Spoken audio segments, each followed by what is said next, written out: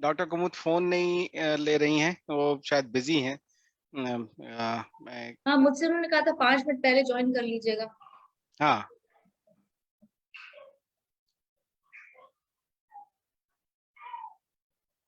तो हम लोगों ने अभी एक, डॉक्टर कुमुद ने बताया होगा, हम लोगों ने एक सृजन करके एक कम्युनिटी सेंटर शुरू किया बहराइच के पास हेमरिया गांव में। अच्छा। और जिसका मतलब कि मेन उद्देश्य यही है कि जो वहाँ के बच्चे हैं उनको किस तरह से हिंदी, इंग्लिश, कंप्यूटर, मैथ्स ये सब पढ़ाई जाए मुफ्त में, जिससे और फिर उसके बाद फिर उनको थोड़ा सा संस्कृति का भी ज्ञान दिया जाए।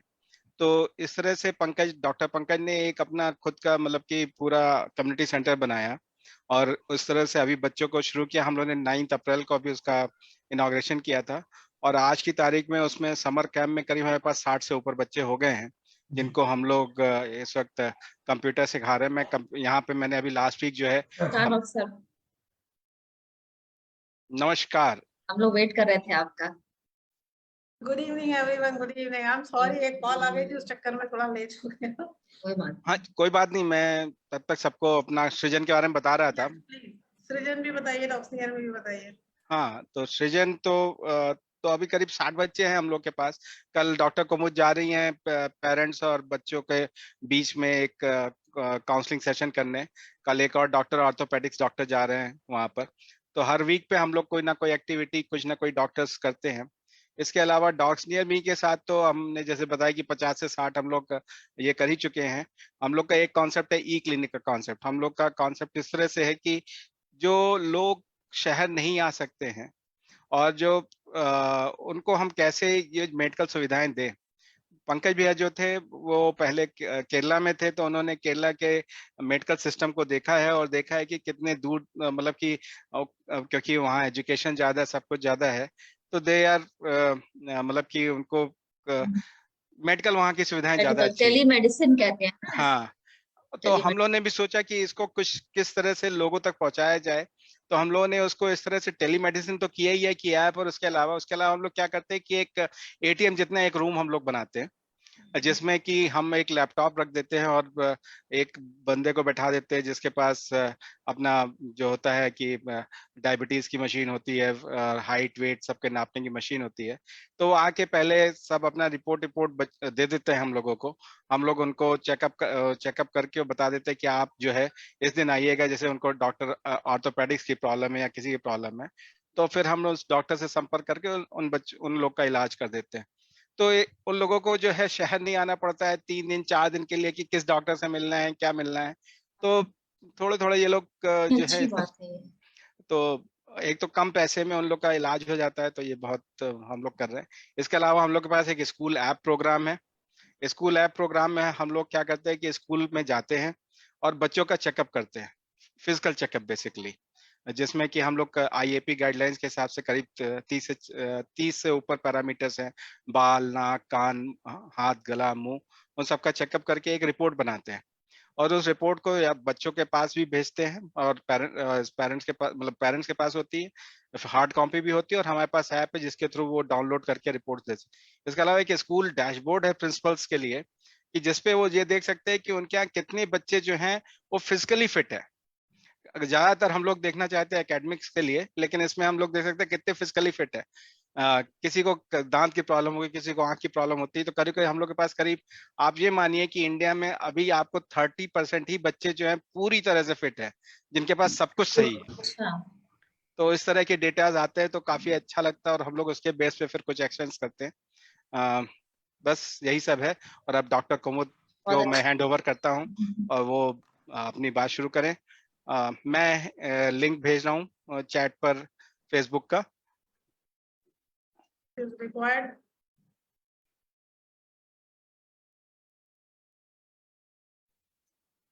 छोटा सा परिचय हमारे मंच का मिल गया, हमारे कारनामों का भी मिल गया। नहीं, so, बहुत अच्छा है। और क्या।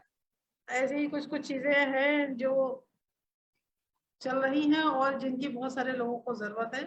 ये इस सेंटर के लिए हम जो है आपको बुक्स प्रोवाइड कर सकते हैं, क्योंकि हम लोग के पास एवरी ईयर बहुत सारे बुक्स आती हैं जो हमें बेसिकली डिस्कार्ड कर देनी पड़ती हैं। सैम्पल कॉपीज आती हैं, तो वो हम दे सकते हैं बच्चों के लिए। Thank you so very much. आप उनकी जेनरोसिटी मैं जानती हूँ। वो ऐसे ही है और ऐसे ही आप करती भी है हमेशा। एनीवेज, हम लोग इस तरह की भी बातें बहुत सारी करते रहेंगे और आज का ये प्रोग्राम कई मायनों में बहुत विशेष है। विशेष इसलिए है क्योंकि एक तो हम बहुत दिन बाद आ रहे हैं, तो एक लंबा गैप हो गया था, विंटर वेकेशन मनाते मनाते समर आ गया।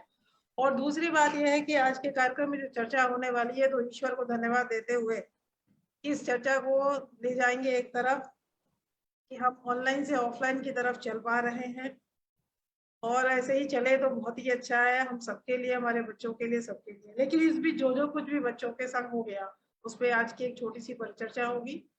हमारे साथ में हमारे एक्सपर्ट्स आ चुके हैं। राजीव, आप पीपीटी बताइएगा। आज और पीपीटी हम नहीं बना पाए हैं मैम, क्योंकि तो लेकिन साथ साथ में हमारे पास में और भी कुछ लोग हैं जो इस परिचर्चा में फेसबुक के थ्रू और दूसरी चीजों के थ्रू जुड़े हुए हैं। हम लोग उसकी चर्चा करेंगे और जानेंगे कि जो कुछ भी चल रहा है बच्चों के साथ में, जिसमें उनको दिक्कत आ रही है, उसके लिए हम लोग क्या कर सकते हैं और कैसे कर सकते हैं, ताकि हमारे बच्चों के लिए रास्ते कुछ सुगम हो जाए। एक्सपर्ट्स के पास जाएंगे और उनसे सब सलाह लेंगे और आप तक पहुंचाएंगे। फेसबुक पे जो लोग जुड़े हुए हैं उनसे भी अनुरोध है कि वो सब लोग अपने सवाल उस पर भेज सकते हैं। कुछ एक दो सवाल मेरे पास आ भी चुके हैं, फिर भी हम लोग उन मुद्दों को भी उठाएंगे। कुछ ऐसे भी सवाल आ जाते हैं जो डायरेक्टली हमारे टॉपिक से रिलेटेड नहीं होते हैं, बट डजंट मैटर मच, उसको भी हम उठाएंगे, क्योंकि हमें रोज रोज एक्सपर्ट्स नहीं मिलते हैं और आज हमारे एक्सपर्ट ने हमें टाइम दिया हुआ है, तो उसका भरपूर फायदा भी उठाना हुआ जरूरी हो जाता है। और आइए, इस मंच के परिचय के साथ साथ में आपके साथ में परिचय कराना चाहूंगी आज के हमारे एक्सपर्ट्स का, जिनका परिचय एक छोटे से एपिसोड में, एक छोटी सी वार्ता के बीच में करना संभव नहीं है, लेकिन फिर भी कोशिश रहेगी कि कुछ अच्छा सा परिचय उनका भी निकल कर आए और वो चर्चा इस तरह से चले ताकि अच्छा लगे, बात हो सके। हमारे बीच में दो एक्सपर्ट हैं। डॉक्टर साहब को तो मैं पता नहीं कहाँ से ढूंढ, एक सिंपल सा कॉल किया सबको, सर एक छोटी सी परिचर्चा करनी है लेकिन आपकी शिरकत जरूरी है। हाँ, कुछ और पूछे, सर ने कहा हाँ ठीक है, बताइए कब करना है, कैसे करना है। So I am so thankful to doctor Tiwari कि सर ने इतनी जल्दी से एक ना हामी भर दी। आप एक जाने मानी पीडियाट्रिशियन हैं, चाइल्ड स्पेशलिस्ट हैं, और एक लंबे समय तक आप आईएपी के यूपी चैप्टर, नेशनल चैप्टर और सहारनपुर के साथ में जुड़े रहे। यानी 1984 से लेकर 2009 तक की एक बहुत लंबी यात्रा है जो आपने आईएमए के साथ में की है।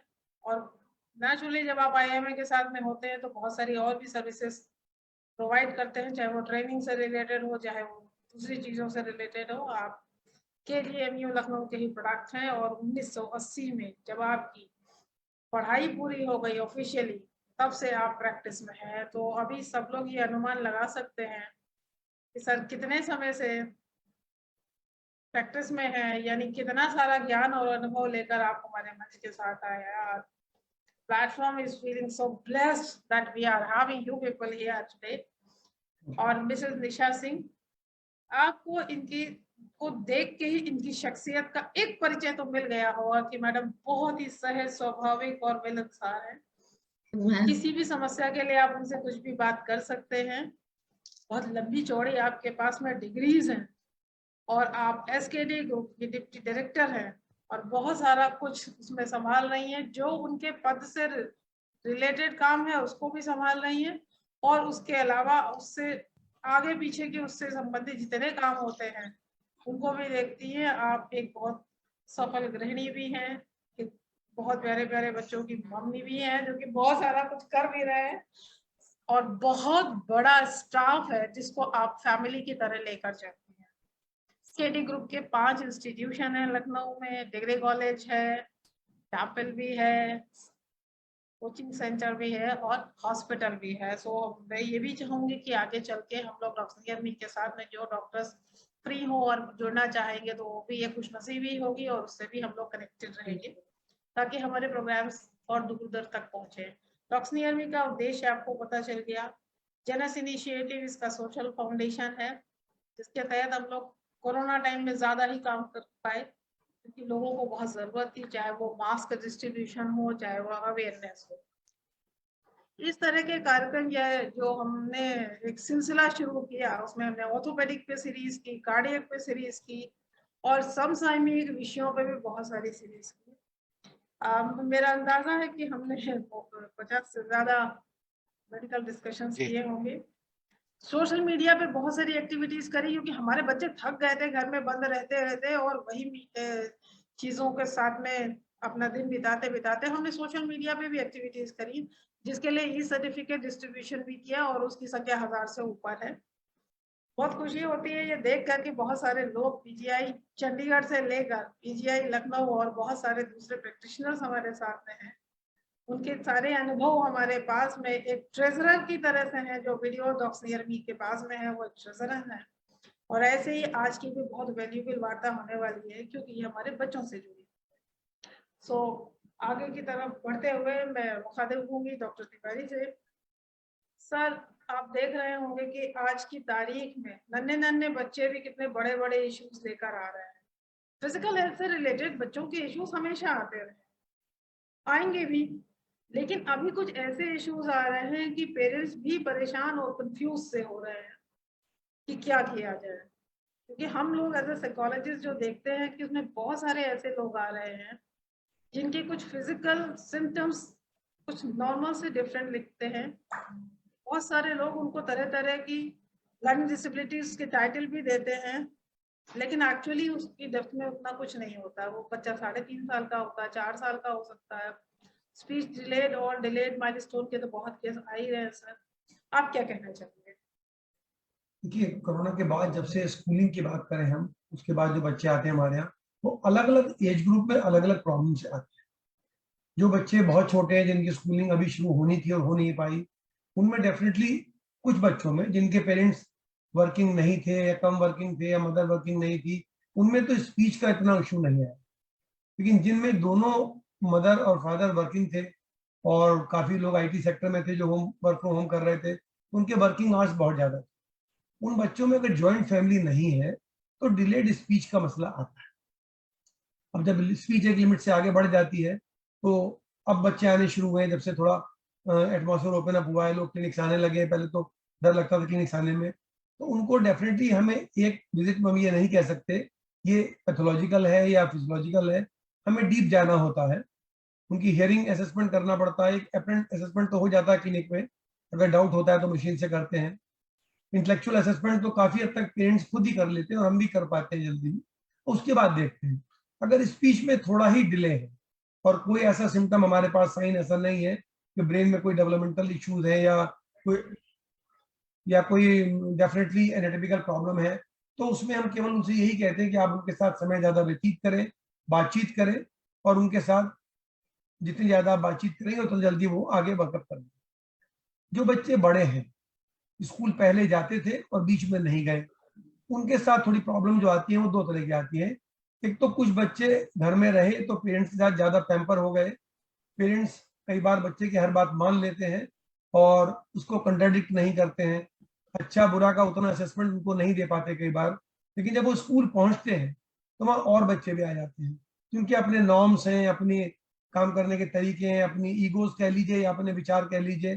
फिर जब इंटरेक्शन शुरू होता है तो पहले तो वो बच्चे घर में है और वही बॉस है, जो उन्होंने कह दिया वो हो गया। पेरेंट्स कभी भी कंट्राडिक्ट नहीं करते। आजकल छोटे बच्चों को इस तरह की अपब्रिंगिंग हो गई। लेकिन जब स्कूल में आते हैं तो हर बच्चा अपने आप में बॉस हो जाता है। वो कुछ कहना चाहते हैं, दूसरा नहीं सुनता है। वो कोई सीट पर्टिकुलर चाहते हैं, दूसरा नहीं देना चाहता है, तो थोड़ा डिस्प्यूट शुरू हो जाते हैं, जो पहले भी रहते रहे होंगे, लेकिन अब चूंकि गैप के बाद शुरू हुए तो ज्यादा है। तो दूसरा इस तरह की प्रॉब्लम आ गई। जो बच्चे थोड़ा और बड़े हैं, टीनेजर्स कह लीजिए या 9th-10th की कह लीजिए, उनमें क्या है कि पहले एक्टिविटी की उनको आदत थी, 2 साल वो ऑनलाइन करते रहे, आउटडोर में नहीं गए, एक्सरसाइज नहीं हुई, जिम्स नहीं गए, स्पोर्ट्स के लिए नहीं गए। उनके अंदर थोड़ा सा फीलिंग आ गई कि वो एक्टिविटी के लिए एवर्ज हो गए, उतना एक्टिव नहीं होना चाहते स्पोर्ट्स में और एक्सरसाइज में, उतना पार्टिसिपेट नहीं करना चाहते जितना उनको करना चाहिए। तो बड़े बच्चों में थोड़ा सा problem lack of sport activity की या टेम्परामेंट की हो गई है। जो बच्चे थोड़ा छोटे हैं उनसे, उनमें कुछ हाइपर एक्टिव हो गए हैं, कुछ और के साथ एडजस्टमेंट की प्रॉब्लम रखते हैं, और जो बहुत छोटे हैं उनमें स्पीच की प्रॉब्लम है। लेकिन ये ऐसा भी नहीं है कि कोई बहुत डिफिकल्ट इश्यूज है, क्योंकि जो बच्चे पहले स्कूल जाते रहे उनको आदत तो उनकी है ही। अगर आप उनको बहुत ही अच्छे ढंग से काउंसलिंग करते हैं, समय देते हैं, गाइड करते हैं, तो बच्चे मान लेते हैं, ऐसी बात नहीं है। और जो बच्चे बहुत छोटे हैं उनके साथ तो अगर घर वाले समय देते हैं तो उनकी स्पीच को आने में समय नहीं लगता। तो जब एक बार स्कूल बच्चा ज्वाइन कर लेता है तो उसको एटमॉस्फेयर ज्यादा मिलता है इंटरेक्ट करने का। पेरेंट्स समय नहीं भी दे पा रहे बातचीत का और बच्चे देते हैं तो वो भी कवर अप हो जाता है। तो मुझे लगता है सब टीथिंग प्रॉब्लम्स हैं, लंबी नहीं चलेंगी और ठीक हो जानी चाहिए। प्रॉब्लम वहां आती है या कुछ बच्चे थोड़ा सा कोरोना के नाम से, या जो बच्चे समझ सकते थे टीवी को डेथ के नाम सुनते हुए घबरा गए हैं, उनको ओपन करने में शायद समय लगेगा। उनको हम पीडियाट्रिशियंस कर भी नहीं पाते हैं, मेरे ख्याल से उनको एक एक्सपर्ट काउंसिल की जरूरत पड़ती है, मेरा इंप्रेशन है। जी हाँ सर, पूरा एक डिस्क्रिप्शन दे दिया सर ने, वो नन्हे बच्चों से लेकर मिडिल एज बच्चों तक के किस तरह के इश्यूज आ रहे हैं, और कैटेगराइज भी कर दिया जो पहली बार स्कूल जा रहे हैं या जो लोग जा चुके हैं। मैं आमंत्रित करना चाहूंगी निशा मैडम को, आप अपने स्कूल में, आपकी तो बहुत सारी ब्रांचेस हैं, बहुत सारे बच्चे हैं, आप क्या किस तरह के इश्यूज ज्यादा देख रहे हैं? सबसे बड़ी प्रॉब्लम छोटे बच्चों में जो मैंने ज्यादा देखी कि एक तो बच्चे क्योंकि जो है जो 2 साल बाद आ रहे हैं, जैसे प्रेप में जो बच्चा है नर्सरी वो ऑनलाइन पढ़ा, केजी ऑनलाइन पढ़ा, तो स्कूल का एनवायरनमेंट एग्जैक्टली होता कैसा है उसको पता ही नहीं है। तो उनकी हैबिट ही नहीं है बैठने की। अब टीचर बिल्कुल परेशान हो जाते हैं कि बच्चे बैठ ही नहीं रहे हैं। अब मिनिमम 25 to 30 स्टूडेंट्स अगर एक क्लास में हैं और वो भी क्लास प्रेप के हैं, नियर अबाउट 5 years के हैं, अब 5 साल के बच्चों को आप 30 बच्चों को हैंडल करना, टीचर्स के लिए इतनी प्रॉब्लम हो रही है कि हमें ये छोटी क्लासेस नर्सरी केजी प्रेप में 2-2 टीचर्स लगानी पड़ रही है, हेल्पर लगाने पड़ रहे हैं उन बच्चों को ट्रीट करने के लिए, क्योंकि उसमें से 7-8 स्टूडेंट्स ऐसे हैं जो बैठ के शांति से लिख रहे हैं। अदरवाइज तो बच्चे घूमना चाह रहे हैं 2-2 मिनट में, जो है मतलब सिटिंग हैबिट बिल्कुल नहीं आ पाई, ग्रिपिंग बच्चों में नहीं है, लिखना नहीं चाहते हैं क्योंकि 2 साल से उन्होंने वो बस कुछ भी किया। अच्छा, हम लोगों के साथ भी ये प्रॉब्लम थी कि मैंने कहा बच्चे बच्चे हम लोगों ने इंस्ट्रक्शन टीचर्स को इस तरह से दिए थे कि अगर बच्चा वर्बल भी बता रहा है तो उसको इवैल्यूएशन में पास करना है और वो सारी चीजें हैं। तो मतलब कुछ भी सीखे, एटलीस्ट बच्चा बैठ रहा है, क्लासेस अटेंड कर रहा है। 1.5 hour की हार्डली क्लासेस होती थी ऑनलाइन, तो उसके हिसाब से बच्चा आ तो गया प्रेप में या क्लास 1 में या क्लास 2 में। इवन क्लास 5 तक हमने देखा है बच्चे लिखना नहीं चाह रहे हैं, कई सारे बच्चे आना ही नहीं चाह रहे हैं स्कूल, या कुछ बच्चे बहुत हाइपर एक्टिव हैं। अब उनको हम शांत कराएं कैसे, ये बड़ी प्रॉब्लम आई कि जो है जो बच्चे हाइपर एक्टिव है तो उनको क्लासरूम में ही, एक ही क्लासरूम में कुछ और एक्टिविटी देके, तो मतलब हमको अलग अलग बच्चों को अलग अलग तरह से हैंडल करना पड़ रहा है, तो ये प्रॉब्लम आ रही है। लेकिन और जो सीनियर बच्चे हैं उनमें, जैसे मेरी बेटी जो क्लास 11th जो है उसने ऑनलाइन पूरा किया, 12th में मतलब हाफ ईयर उसने ऑनलाइन किया, वो भी स्कूल नहीं जाना चाहती थी कि अपने कंफर्ट जोन में बच्चे पढ़ रहे थे। तो बच्चे कहते हैं, आर्ग्यूमेंट क्या करते हैं कि मम्मी ऑनलाइन में क्लासेस हो तो रही है, स्कूल जाने की क्या जरूरत है, और आधे साल स्कूल नहीं जाते। लेकिन खैर बच्चों को भेजा गया। हाँ, तो इसी तरह से बच्चों के अलग अलग तरह के हैं। एक सबसे क्रिटिकल जो केस मैंने देखा, एक दिन जो है एडमिशन के लिए कोई और नहीं था, तो मैंने कहा बच्चे को मेरे पास लिया, देखो मैं प्रॉब्लम कहाँ आ रही है। उस बच्चे से मैंने कुछ इंटरेक्शन करना शुरू किया, तो शी आस्क्ड कि मैम आप मारेंगी तो नहीं। मैंने कहा नहीं बेटा, क्यों मारेंगी। फिर कोई और एंटर हुआ, एक टीचर एंटर हुई, उनसे भी उसने यही क्वेश्चन किया, मैम आप डांटेंगी तो नहीं। तो उसको देख के ये सब, वो फर्स्ट टाइम स्कूल में आई थी, उसको देख के ये समझ में आया जो आपका घर का माहौल, ये कोविड में कुछ जो वायलेंस कह ले, डोमेस्टिक वायलेंस, उसने कहीं देखा, कुछ तो ऐसा उसके साथ हुआ। जबकि पेरेंट्स से मैंने पूछा तो उन्होंने कुछ ऐसा कुछ बताने से डिनाई कर दिया, लेकिन मुझे ये समझ में आ गया इसका मतलब है कि बच्चा घर पे अगर कुछ भी बोलता है तो उसको डांट पड़ती है, मार पड़ती है।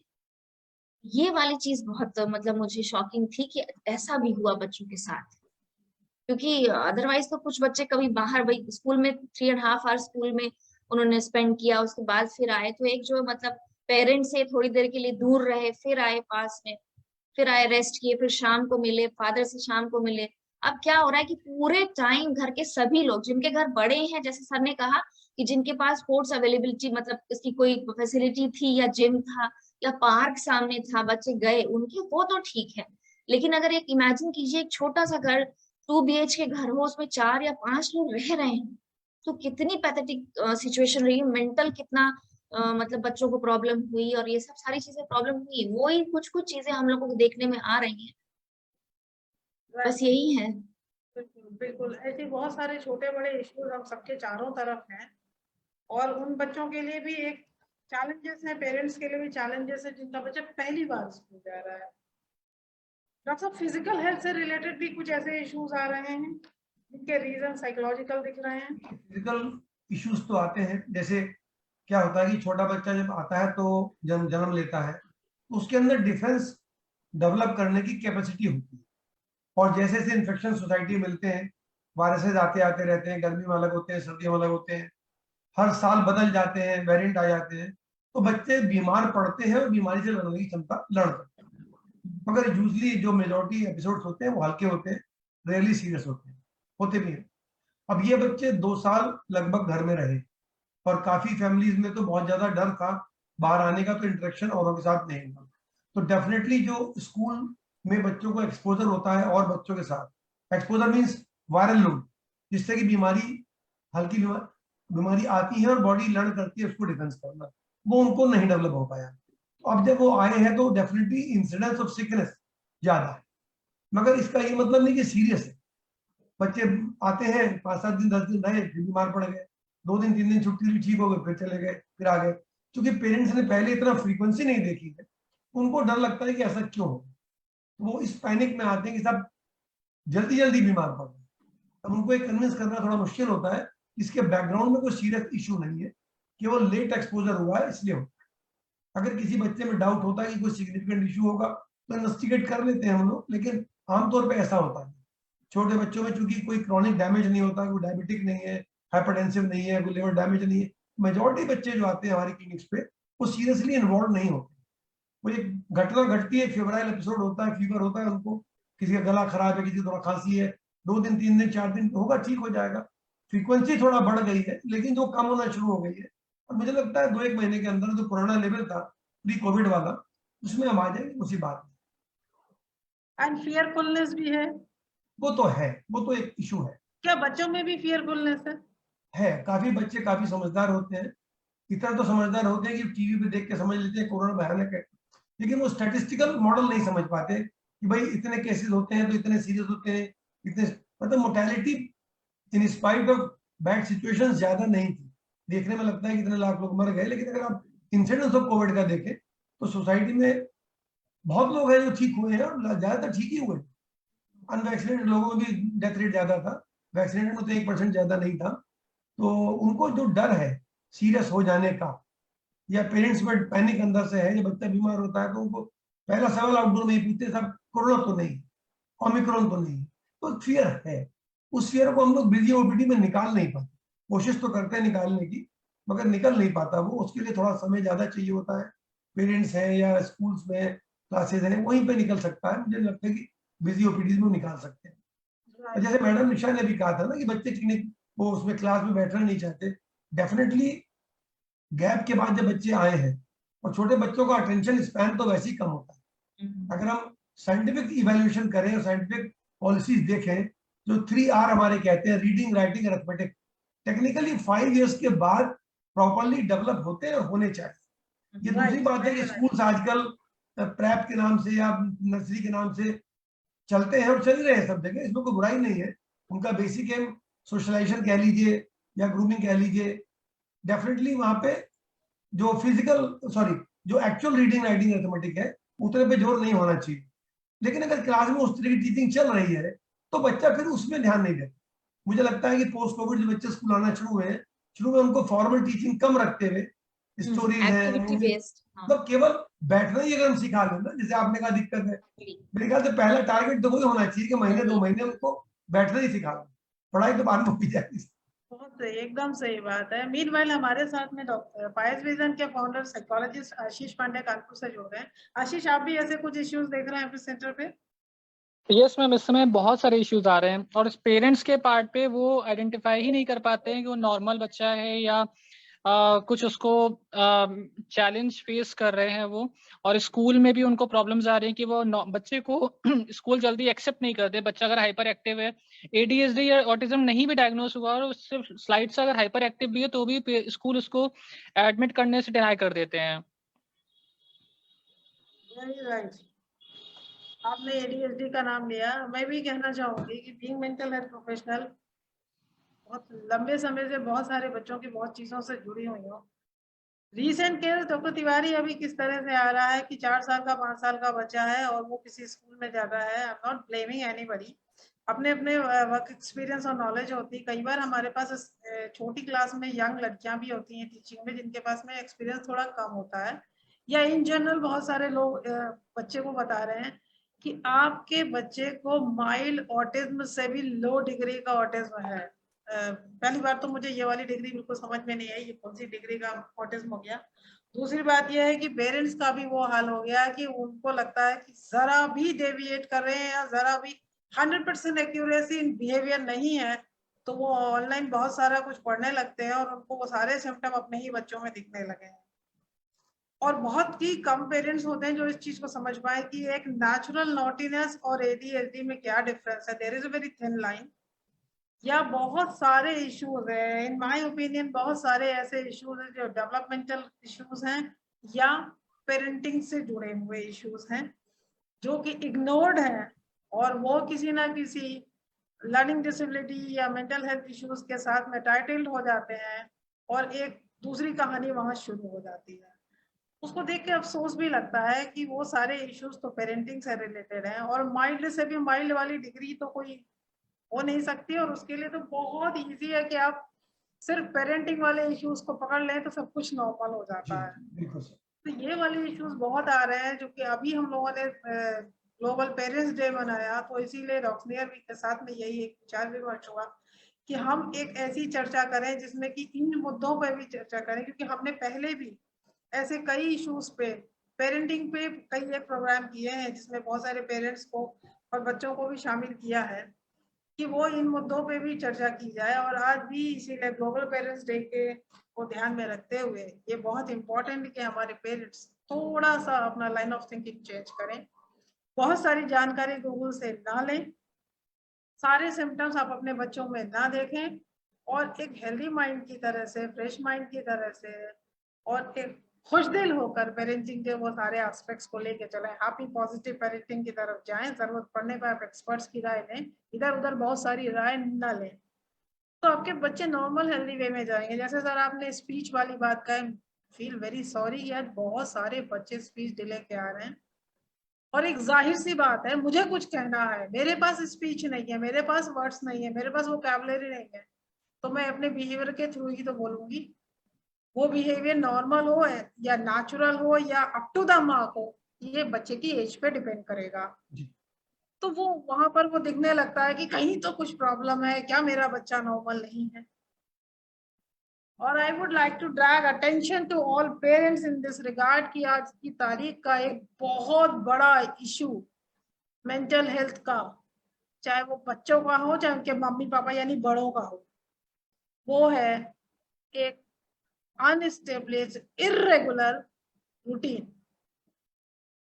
शेड्यूल की बहुत प्रॉब्लम है, आई एम सॉरी टू से, बट निशा मैडम पता नहीं आपका क्या एक्सपीरियंस है, मैंने तो स्कूल्स में देखा है कि मोर देन 85% बच्चे सुबह स्कूल आते हैं और वो फ्रेश होके नहीं आते, उनका पेट साफ नहीं होता है, and the parents are not bothering for this.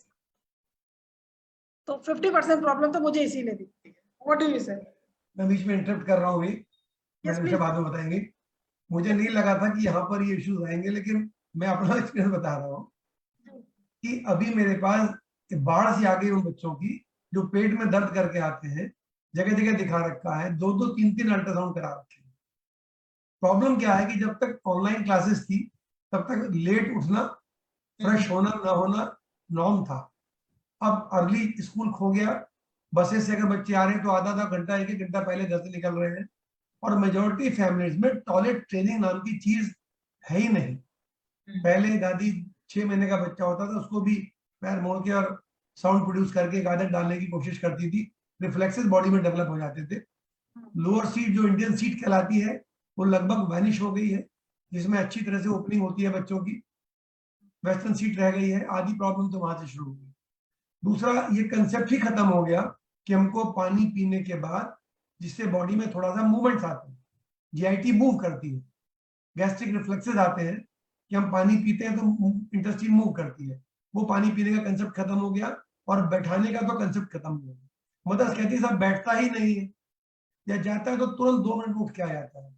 फिर वो बच्चे दिन भर पेन करके घूमते हैं स्कूल में, फिर वो इन्वेस्टिगेट होते हैं, 3-3 4-4 अल्ट्रासाउंड लेके आते हैं कि साहब ये तो ठीक नहीं हो रहा, इतने अल्ट्रासाउंड करा चुके हैं। जब उनको आप बताओ कि इशू ये नहीं है, इशू केवल टॉयलेट ट्रेनिंग का है, उसके लिए समय चाहिए। साहब कैसे होगा, 7 बजे उठता है, 7:15 बस आ जाती है, समय नहीं उनके बीच में। हम कहते हैं और पहले उठा लो, पहले नहीं उठ सकता, रात को देर से सोता है, फादर 11 बजे आते हैं, फिर ये सोता है। तो ये थोड़ा सा आपने बताया ना, वो नहीं है, हमारा शेड्यूल नहीं बन पा रहा है। और बच्चे के साथ जितनी उसको टाइम मैनेजमेंट चाहिए, उठने के बाद फ्रेश होने में, मेंटली फ्रेश होने में, फिजिकल फ्रेश होने में, लेटरिन बाथरूम जाने के लिए मिनिमम 1 आवर तो चाहिए ही बच्चों को इस चीजों के बिल्कुल लिए। चाहिए, बिल्कुल चाहिए। बिल्कुल। फिर वो फिजिकल सिम्टम करके, गैस्ट्रिक सिम्टम करके आते हैं जो डॉक्टर्स मैनेज नहीं करते। मैंने जो देखा है प्रॉब्लम कहाँ आ रही है कि हमारे पेरेंट्स की जो उनका जो एक्सपेक्टेशन है अपने बच्चों से, वो उनके बिहेवियर में मतलब अच्छे हो और कल्चरली अच्छे हो, इन सब से ज्यादा है कि एकेडमिक अच्छे हो जाए, बच्चा पढ़ने में अच्छा हो, वो ध्यान में रखते हैं कि उसका नंबर फर्स्ट आए, इतने मार्क्स आए, ये सारी चीजें। और इन सब चीजों पे ध्यान नहीं देते। जैसे टॉयलेट ट्रेनिंग है प्रॉपर की, मॉर्निंग में उठ के 1 घंटे पहले एटलीस्ट उठे बच्चा, फ्रेश हो जाए, नहाए धोए और तब स्कूल के लिए जाए, है ना।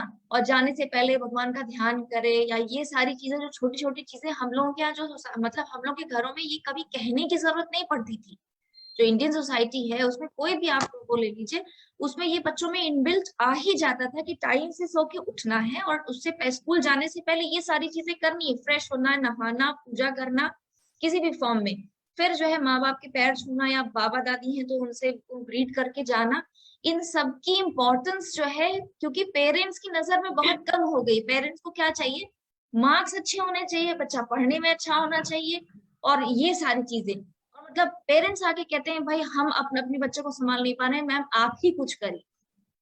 तो पहले और सारी चीजें, भाई जब तक नींव अच्छी नहीं होगी आप उस पर कितनी ऊंची इमारत बनाएंगे, है ना। तो ये सारी चीजों की इम्पोर्टेंस खत्म हो गई है। मैक्सिमम लर्निंग जो है वो बाय ऑब्जर्वेशन होती है, मैंने देखा सोसाइटी में, कहने से नहीं होती। अगर बच्चा पेरेंट्स को ही नहीं देख रहा है, सुबह उठ के सब काम कर रहे हैं, बिल्कुल तो आप बिल्कुल उसको कितना भी कह लीजिए वो करता नहीं। तो जब तक वो खुद नहीं करेंगे तो एक ऐसी जनरेशन हमारे और इन बच्चों के बीच में आ गई है, जो मतलब हम जिस जनरेशन के थे, जो स्कूल में बच्चे, उनके बीच की जनरेशन जो है कि वो खुद नहीं करती है, उनको भी शायद नहीं पता कि क्या करना होता है, तो बच्चों से बड़ा मुश्किल हो गया। दूसरा, जैसे मैडम कुसुम ने भी मेंशन किया कि स्क्रीन टाइम कितना देना कितना नहीं देना, ये बड़ा टफ सब्जेक्ट है। पारितोष जी का सवाल है। जी जी जी जी, ये बड़ा टफ सब्जेक्ट है, क्योंकि जब तक कोरोना टाइम में ऑनलाइन क्लासेस नहीं हुई थी, तब तक तो स्क्रीन टाइम काफी कम रखने की कोशिश लोग करते थे और उसके बारे में समझाते थे। अब जब कोरोना टाइम आ गया तो स्क्रीन ही स्कूल हो गया, देनी ही पड़ी बच्चों को। अब उन बच्चों को ये कहना कि तब तो ये ठीक था और अब ये गलत है, ये बड़ा मुश्किल है। इस आइडिया को आप सेल नहीं कर सकते। इसमें 2-3 बातें जो हम कहते हैं। पहली बात तो काफी फैमिलीज ने फूड के साथ लिंक कर लिया स्क्रीन टाइम, ये सबसे खराब मोबाइल खोल के ही खाना खाए। उनको ये समझाना बहुत जरूरी होता है, और अपनी क्लिनिक पे कहते भी हैं कि आप कहिए दिखाएंगे खाना खाने के बाद। उनका सीधा जवाब होता है कि खाएगा नहीं, खाता नहीं, रेस्ट करता है। हम कहते हैं मत खाने दीजिए, कितने दिन नहीं खाएगा। घर वाले इस बात को एक्सेप्ट करना बड़ा मुश्किल होता है उनके लिए कि अगर आप स्क्रीन टाइम नहीं देंगे और वो नहीं खाएगा तो भाई 2 घंटे 4 घंटे 6 घंटे भूखा रह सकता है बच्चा, इससे आगे रह नहीं सकता। आप उसे एक बार, अगर बच्चे बड़े बढ़िया लर्नर होते हैं और ब्लैकमेलर भी होते हैं, अगर उनको पता है कि नहीं देंगे तो वो नहीं मानते। अगर उनको लगता है कि ये डाइसी है और इनको ब्लैकमेल किया जा सकता है, तो फिर वो पेरेंट्स के पीछे लग जाते। अगर पेरेंट्स टफ एक बार कहते कि मैं नहीं दूंगी, खाओ या ना खाओ, हाँ दूंगी, देखने दूंगी मगर खाना खाने के बाद, तो वो समझ जाते। अगर पेरेंट जो कहता है वही करता है तो बच्चे ज्यादा इमोशनल ब्लैकमेल नहीं करते हैं। लेकिन उनको अगर लगता है कि इनको गिराया जा सकता है तो फिर वो बहुत पावर रखते हैं पेरेंट्स को गिरा देने की। तो हम तो ये सलाह देते हैं कि स्क्रीन टाइम को आप एक लिमिट से कम नहीं कर सकते, आप उनसे 3-4 जगह मना कर दीजिए। एक तो अर्ली मॉर्निंग उठते ही रख देखिए, वो तो बहुत सख्त की बात है, समय भी नहीं है आजकल बच्चों के पास। दूसरा, फूड से लिंक ना करें, पहले खाना खा ले फिर दिखवा देंगे। तीसरी बात, स्पोर्ट्स एक्टिविटी जिस एज के हिसाब से अप्रोप्रिएट होनी चाहिए वो पहले होगी, उसके बाद स्क्रीन टाइम होगा। और लेट आवर्स में देख रहे हैं, फिर मॉर्निंग डिले हो जाती है और स्लीप पैटर्न में डिस्टर्ब होता है। अब वो क्या देखे, कितना देखे, कब देखे, ये तो देखिए अलग अलग स्कूल पे है। बड़े बच्चे अपने ही फोन लेके जाते हैं, उनको तो कुछ भी करना मुश्किल है। वो तो सोसाइटी जैसा लर्न करेगी, बिहेव करेगी, वो बच्चे वैसे ही करेंगे। जिन बच्चों के अपने फोन से नहीं है उनको आप थोड़ा टाइट कर सकते हैं कि किस किस टाइम नहीं देखना है, खाने के साथ नहीं देखना है, लेकिन देखना तो है। और उस टाइम में आप ये है कि उसके हाथ में है तो ना दे, आप उसके साथ दिखाएं। मेरी फैमिली में देखते हैं छोटे बच्चे, उनकी नानी है, दादी है, बैठ जाती है, क्या देख रहे, कहानी देख रही, सुनो, खोल दी, आप भी सुन रहे हैं, वो भी सुन रहे हैं, तो फिर वो एक फिक्स होता है, इतना आपने देख लिया, आप बंद कर देते हैं। मेरे ख्याल से बैलेंस बनाना पड़ेगा, इधर या उधर हम नहीं कर सकते, और बड़ा मुश्किल है कर पाना, बड़े बच्चों के साथ तो संभव ही नहीं।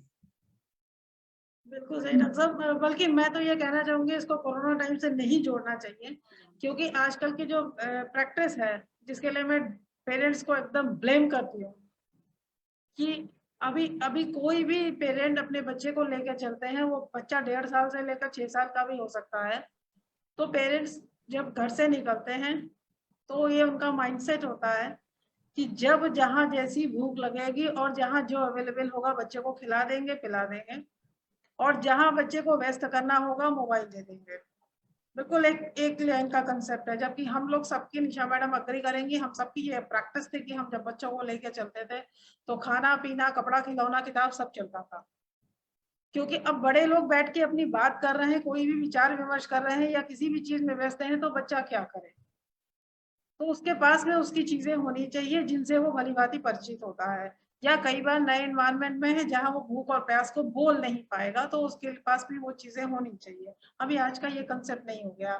बहुत शान से पेरेंट्स कहते हैं कि बच्चा ठीक से बोल नहीं पाता, 3.5 साल का हो गया, सेंटेंस नहीं बोल पाता है, लेकिन यूट्यूब ढूंढ लेता है। तो ये, और उनको नहीं पता है कि टच के रेज जो हैं उनके बच्चे के मेटाबॉलिज्म और ब्रेन फंक्शन को कितना बैडली इफेक्टेड कर रहे हैं, उनका अटेंशन, विजिलेंस, क्रिएटिविटी कैसी ब्लॉक कर रहे हैं, उनको पता ही नहीं है। बहुत ज्यादा किसी को पता होता तो गैजेट्स की वजह से वो सोचते हैं कि आंख खराब हो रही है, या उससे ऊपर कभी थंब या शोल्डर की बात करते हैं, लेकिन उसके ऊपर के जितने भी साइकोलॉजिकल इश्यूज हैं, डेवलपमेंटल इश्यूज हैं, वहां बच्चा क्या मिस कर रहा है पता नहीं है। उसने जो ऑडियो वीडियो में देखा और उसके प्रति अपना जो रिस्पॉन्स दिया, हर बच्चे का कोई रिस्पॉन्स होता है, हर एक का एक रिएक्शन होता है नेचुरल, वो उसको फाइनल मान लेता है, क्योंकि ऑडियो वीडियो की तरफ से दोबारा रिस्पॉन्स नहीं आता, कॉन्ट्राडिक्ट नहीं होता है। सो मैंने जो कह दिया, मैंने जो बिहेव करा, that is the final behaviour. ये बच्चे की एक उसका माइंडसेट है। और सर ने बिल्कुल सही कहा कि अगर मालूम है कि पेरेंट्स डेविएट हो सकते हैं तो बच्चा बहुत शार्प है, जेट एज के बच्चे हैं, इनको मालूम है डेविएट करेंगे। सो पेरेंट्स कई बार पूछते हैं कि क्या हमें बहुत स्ट्रिक्ट होना चाहिए, मेरा तो एक ही बच्चा है, how can I be very strict? So there is no need to be strict, the requirement is to be firm. जहाँ गलत है वहां गलत है, माने फर्म होना है। अगर हम फर्म हैं, और हम फर्म कैसे होंगे? वर्ड्स में नहीं होंगे, डीड्स में होंगे। बच्चा इमिटेशन से सीखता है, तो हम तो खुद ही फर्म नहीं है, हम खुद ही डेविएट करते हैं। हम बोलते हैं हम कहीं जाएंगे तुमको नहीं ले जाएंगे, लेकिन न्यूक्लियर फैमिली हम जाते हैं, बच्चे को ले जाते हैं। बहुत बढ़िया से बच्चा कंक्लूजन ड्रॉ करता है कि जो आप कहते हो वो आप करोगे नहीं। एंड साथ साथ में एक चीज और मेंशन करना चाहूंगी कि जो मोबाइल से रिलेटेड भी है, कि हम सब एज अ पेरेंट बच्चों को जितने भी इंस्ट्रक्शन देते हैं वो नेगेटिव होते हैं। उनमें हम सिर्फ यही कहते हैं यहाँ मत जाओ, ये मत छुओ, वो मत करो, क्या करो ये नहीं पता। हाँ, we rarely give the option. और बच्चा सिर पकड़ता है कि यार सब चीज तुम्हें टोक रहे हो, मैं करूँ क्या, ये तो बताओ। So this is also a very big thing. So Nisha madam, ऐसे ही आपके स्कूल के भी बच्चे हैं जो बिल्कुल बिल्कुल, हम पेरेंट्स को यही बताते हैं कि बार बार आप ये मत बोलिए कि ये मत करो, ये मत करो, ये मत करो। बजाय इसके ये बोलिए ही नहीं कि ये मत करो, उसको ऑप्शन सामने रख दीजिए। अगर आपको लगता है कि बच्चे को टीवी देख रहा है, खेले, तो आप खुद लेके जाइए कि मैं बाहर जा रही हूँ पार्क पे वॉक करने, तुम चल रहे हो मेरे साथ साइकिल चलाने, मेरा मन हो रहा है बैट कुछ खेलने का, चलो अपनी बॉल निकालो, मैं चलती हूँ तुम्हारे साथ। इस तरह का कुछ रिएक्शन, मतलब पेरेंट को इनिशिएटिव लेना पड़ेगा लेकिन पेरेंट जो है मतलब कहीं ना कहीं मुझे जो फील होता है ना, ये जो जॉइंट फैमिली से न्यूक्लियर फैमिली की तरफ हम लोग आए हैं ना, बहुत सारी प्रॉब्लम्स तो उसकी वजह से, और हमारा फोकस, क्योंकि हमारा बच्चा, ये आज की पेरेंट्स का आप सोचिए कि फोकस क्या है। पहले के जमाने में बहुत सारी चीज होती है कि हमको पेरेंट को भी देखना है, हमको सोसाइटी को भी देखना है ना। आज इमेजिन कीजिए कि मेट्रोपॉलिटन सिटी में या कहीं लखनऊ में ही इमेजिन कर लीजिए, अगर एक पेरेंट रह रहे हैं और उनके 2 बच्चे हैं, तो उनका क्या रिस्पॉन्सिबिलिटी, उनका दायित्व क्या है? बस उनका बच्चा अच्छा हो पढ़ने में और पढ़ लिख के अच्छा कमाने लगे, है ना, यही सोच होती है। उसके आगे और बिहेवियर कैसा हो रहा है, उसकी स्पोर्ट्स एक्टिविटी कैसी, उसकी हेल्थ कैसी, हेल्थ मीन्स डॉक्टर के पास जाना और कुछ नहीं। अरे हेल्थ गड़बड़ है तो पहले के जमाने में जैसे हम लोग छोटे छोटे से चीज इलाज खुद ही कर लिया करते थे, आज हम हर चीज के लिए स्पेशलिस्ट के, पेट का दर्द हुआ तो एमबीबीएस के पास नहीं जाएंगे, सीधे गैस्ट्रोलॉजिस्ट के पास जाएंगे, है ना। तो बहुत सारे चेंजेस, तो ये जो हमारा पहले जो हमारा रहने का तरीका था उसमें चेंजेस आ गए उसकी वजह से।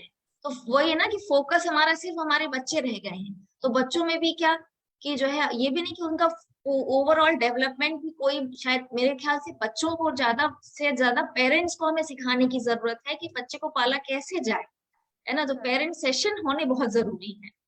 बिल्कुल होने जरूरी है, और हम लोग हर एक मंच से ये सेशंस बहुत करते हैं। कल भी उसी काम के लिए मैं जाऊंगी बहराइच भी। लेकिन क्या है कि पेरेंट्स कहते हैं कि हमको कोई पेरेंटिंग क्या सिखाएगा, जबकि डिग्री कॉलेज के में भी मैंने पेरेंटिंग के सेशंस किए हैं। एंड आशीष पांडे, आपने जो सवाल उठाया है कि जिसमें आपने बताया है कि खाना कैसे खिलाए हुए हैं, सो आई वुड लाइक टू से वन सेंटेंस ओनली कि बच्चे को खाना खिलाना और खाना खाने का काम निपटाना, तो ये दोनों में एक डिफरेंस है। जो उसको समझेंगे वही उसको कर पाएंगे। हम कह रहे हैं बच्चा 1 टाइम नहीं खाएगा, 2 टाइम नहीं खाएगा, आप छोड़ दीजिए, नहीं खा रहा प्लेट हटा दीजिए, 10 मिनट के 5 मिनट के लिए प्लेट तुम्हारे सामने रहेगी, तुम नहीं खाओगे तो मत खाओ, हम हटा रहे हैं और यही बनाए यही खाए, ठीक है। भाई दोपहर में नहीं खाएगा, शाम को खाएगा, शाम को नहीं खाएगा, सुबह खाएगा। लेकिन हम लोग परेशान हो जाते हैं कि अरे बच्चे ने खाना खाया नहीं, मेरा काम निपटाना, ये काम निपटाना जो आपने कहा, है ना। Parents are very much focused. जैसे आपने कहा ना कि क्या ना सीख ले और कितना कुछ, कितने मार्क्स आ जाए, वैसे ही वो कितना कुछ क्या ना खा ले, इस पे भी बहुत ज्यादा फोकस हो गया है, चाहे उसको टेस्ट ना आए, चाहे उसको हजम भी ना हो। राजीव, आप कुछ कहना चाह रहे थे? हमारे यहाँ भी जब पेशेंट्स इस बात की बात करते हैं पेरेंट्स, या बच्चा खाता नहीं है, तो उनको बहुत सिंपल ढंग से ये समझाते हैं कि आप खाने की मात्रा को डे टू डे बेस पे देखना छोड़ दीजिए। आपका बेसिक एम क्या है कि बच्चे की ग्रोथ सही रहे और हेल्थ बढ़िया रहे। तो उसके अपने पैरामीटर्स हैं एज के हिसाब से। मान लीजिए 5 साल का बच्चा है, तो आप 3 महीने में एक बार उसकी लेंथ नाप लीजिए और महीने में उसका एक वेट नाप लीजिए। चार्ट्स ऑलरेडी आपके पास है, हम लोग क्लिनिक से प्रोवाइड कर देते हैं। अगर आपका बच्चा 1 साल में 5 साल का बच्चा है मान लिया, और 5 सेंटीमीटर ग्रोथ दे रहा है और 2-3 किलो 4 किलो तक वेट बढ़ा रहा है, तो ठीक ही खा रहा होगा। उसको घंटे घंटे नापना संभव नहीं। बहुत से वायरल इन्फेक्शन होते हैं, सब क्लिनिकल होते हैं।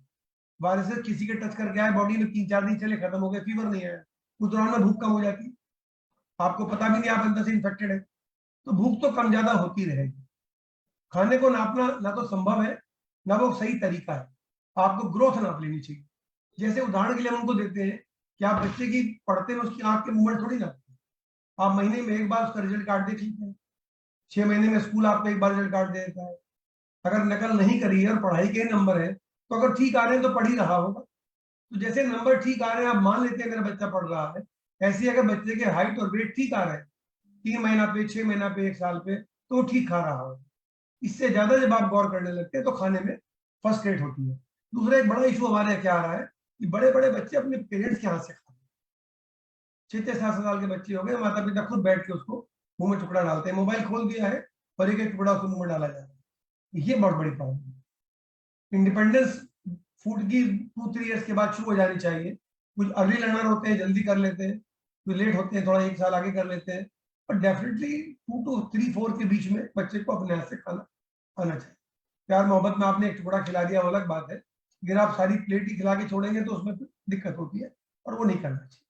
आपको बर्दाश्त करना चाहिए, नहीं खाएगा तो शाम को खा लेगा, बात नहीं। Hunger is a natural instinct. ना ना टेस्ट डेवलप हो पा रहा है, ना इंस्टिंक्ट डेवलप हो रहा है, ना सलाइवा सिक्रीट हो रहा है, तो हजम कहाँ से होगा, ग्रोथ कैसे आएगी? और ये भी जरूरी नहीं है कि ड्रम में जितना डाले उतना ही एग्जैक्ट आउटपुट आ जाए, वो भी नहीं आने वाला है। So ये तो एक बहुत बड़ा इशू है। Yes, Rajiv, you और have to ग्रोथ say के लिए जो ग्रोथ हार्मोन निकलता है वो सबसे ज्यादा तभी निकलता है बच्चा भूखा होता है। अगर आप आगे से आगे खिला रहे हैं तो खाने की मात्रा तो बढ़ जाएगी लेकिन ग्रोथ कम रह सकती है। तो ग्रोथ हार्मोन के 3 स्टिमुलस है मेन। एक एक्टिविटी एक्सरसाइज जो कम हो गई, दूसरा जब आदमी भूखा होता है जो अब मौका नहीं मिलता, और तीसरा साउंड स्लीप जो आजकल बच्चों को नसीब नहीं हो पा रही, लेट सोते हैं जल्दी उठते हैं।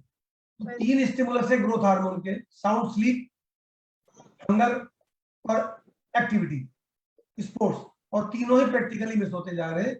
ये ग्रोथ कम होने का एक बहुत बड़ा कारण सोसाइटी में हो। कोल्ड ड्रिंक जब लगा तो नमकीन बिना कहाँ खावा है, कोल्ड ड्रिंक आप जैसे लगे। yes, Rajiv. हाँ, एक क्वेश्चन आए हुए हैं, 2 क्वेश्चन है बेसिकली। एक क्वेश्चन प्रतिभा पांडे जी का है, मैम मेरे बेटे के पास फोन नहीं है बट वो स्टडी को लेके बहुत केयरलेस है, क्या करूं? एज कितनी है उसकी? बच्चा कितना बड़ा है? बच्चा कितना बड़ा है ये अभी उन्होंने लिखा नहीं, मेरे ख्याल से अभी अगर वो क्वेश्चन सुन रहे होंगे तो लिखेंगे। तब तक एक दूसरा क्वेश्चन ये है, किसी ने पूछा स्कूल जाने वाले बच्चों के लिए कितना वैक्सीनेशन होना जरूरी है और कौन सा वैक्सीनेशन कराएं इस कोविड के टाइम पे, खास तौर से जो 12 से 14 साल के बच्चों के वैक्सीनेशन को लेकर है उसके। देखिए 12 से 14 साल के बीच में कोविड वैक्सीन तो अवेलेबल है ही। उसके अलावा जो रूटीन वैक्सीन आती है वो 2 कैटेगरी में आती है। कुछ वैक्सीन गवर्नमेंट स्पॉन्सर्ड होती है, गवर्नमेंट ये मानती है कि हमारी कंट्री की प्रायोरिटी पे है तो हम इनको फ्री देंगे। उसमें डीपीटी है, हेपेटाइटिस बी है और पोलियो है, बीसीजी है, ये सारे वैक्सीन गवर्नमेंट सेटअप्स में फ्री लगते हैं और वहां से अवेल करने में कोई बुराई नहीं है। बहुत पहले ये फियर घर वालों के दिमाग में भी रहता था और हम लोगों के भी रहता था कि वहां पे वैक्सीन की रखरखाव कैसी, लेकिन जब से पोलियो के प्रोग्राम शुरू हुए कंट्री में तब से वैक्सीन की रखरखाव गवर्नमेंट सेक्टर में बहुत अच्छी है और काफी प्राइवेट सेटअप से भी ज्यादा अच्छी हो सकती है। इसलिए जो वैक्सीन वहां उपलब्ध है उसको जरूर लेना चाहिए। कुछ वैक्सीन ऐसी है जो गवर्नमेंट ये महसूस करती है कि अभी कॉस्ट इफेक्टिव नहीं है या हमारी नेशनल प्रायोरिटीज पे नहीं है, जैसे चिकन पॉक्स है, हेपेटाइटिस ए है, गार्डासिल है, ह्यूमन पैपिलोमा वायरस की है। ये वैक्सीन केवल प्राइवेटली अवेलेबल होती है। जो लोग इनको अफोर्ड कर सकते हैं उनको जरूर करना चाहिए। वैक्सीन में ऐसा नहीं है कि वैक्सीन कौन सी ऑप्शनल है कौन सी कंपलसरी है, वैक्सीन तो सारी ही अच्छी है और सारी बीमारी रोकती है। सवाल ये आता है उसका बिल कौन दे। जिन वैक्सीन का बिल गवर्नमेंट देती है उसमें तो आपको कुछ सोचने की जरूरत ही नहीं है। गवर्नमेंट ने प्रायोरिटी सोची होगी और उसका बिल फुट कर रही है गवर्नमेंट, तभी वो दे रही है, उसमें तो कोई इशू ही नहीं। उसके अलावा जो वैक्सीन उपलब्ध है वो सब जरूरी है। अगर आप उनको अफोर्ड कर सकते हैं इजीली तो कर लीजिए, नहीं कर सकते तो सोचिए नहीं उनके बारे में। ऐसा नहीं कि उनके बारे में अगर आप नहीं कर पा रहे हैं तो आप परेशान हैं, तो डेफिनेटली डिजीज का अपना रेट होता है, अपना कॉम्प्लिकेशन रेट होता है, मगर वो इतना ज्यादा नहीं है किसी भी बीमारी में, और जिनमें है उनमें गवर्नमेंट ऑलरेडी अपने पास से दे रही है। तो कॉस्टली वैक्सीन जो मार्केट में है अफोर्डेबल लोगों के लिए उनको अफोर्ड करना चाहिए। अगर आप किसी कारण से नहीं कर पा रहे तो आपको चिंतित नहीं होना चाहिए, आप हेल्थ कॉन्शियस रहिए।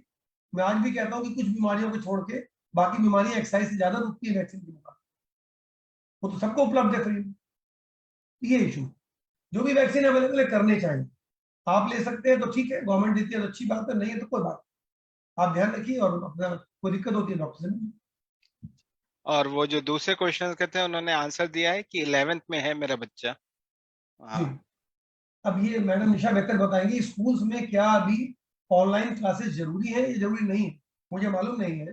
क्या क्या क्वेश्चन है फिर से? क्वेश्चन था मैम मेरे नहीं है और फिर भी पढ़ने में मन नहीं लगता है, वो बच्चा 11th में है। पढ़ने में मन नहीं लगता है?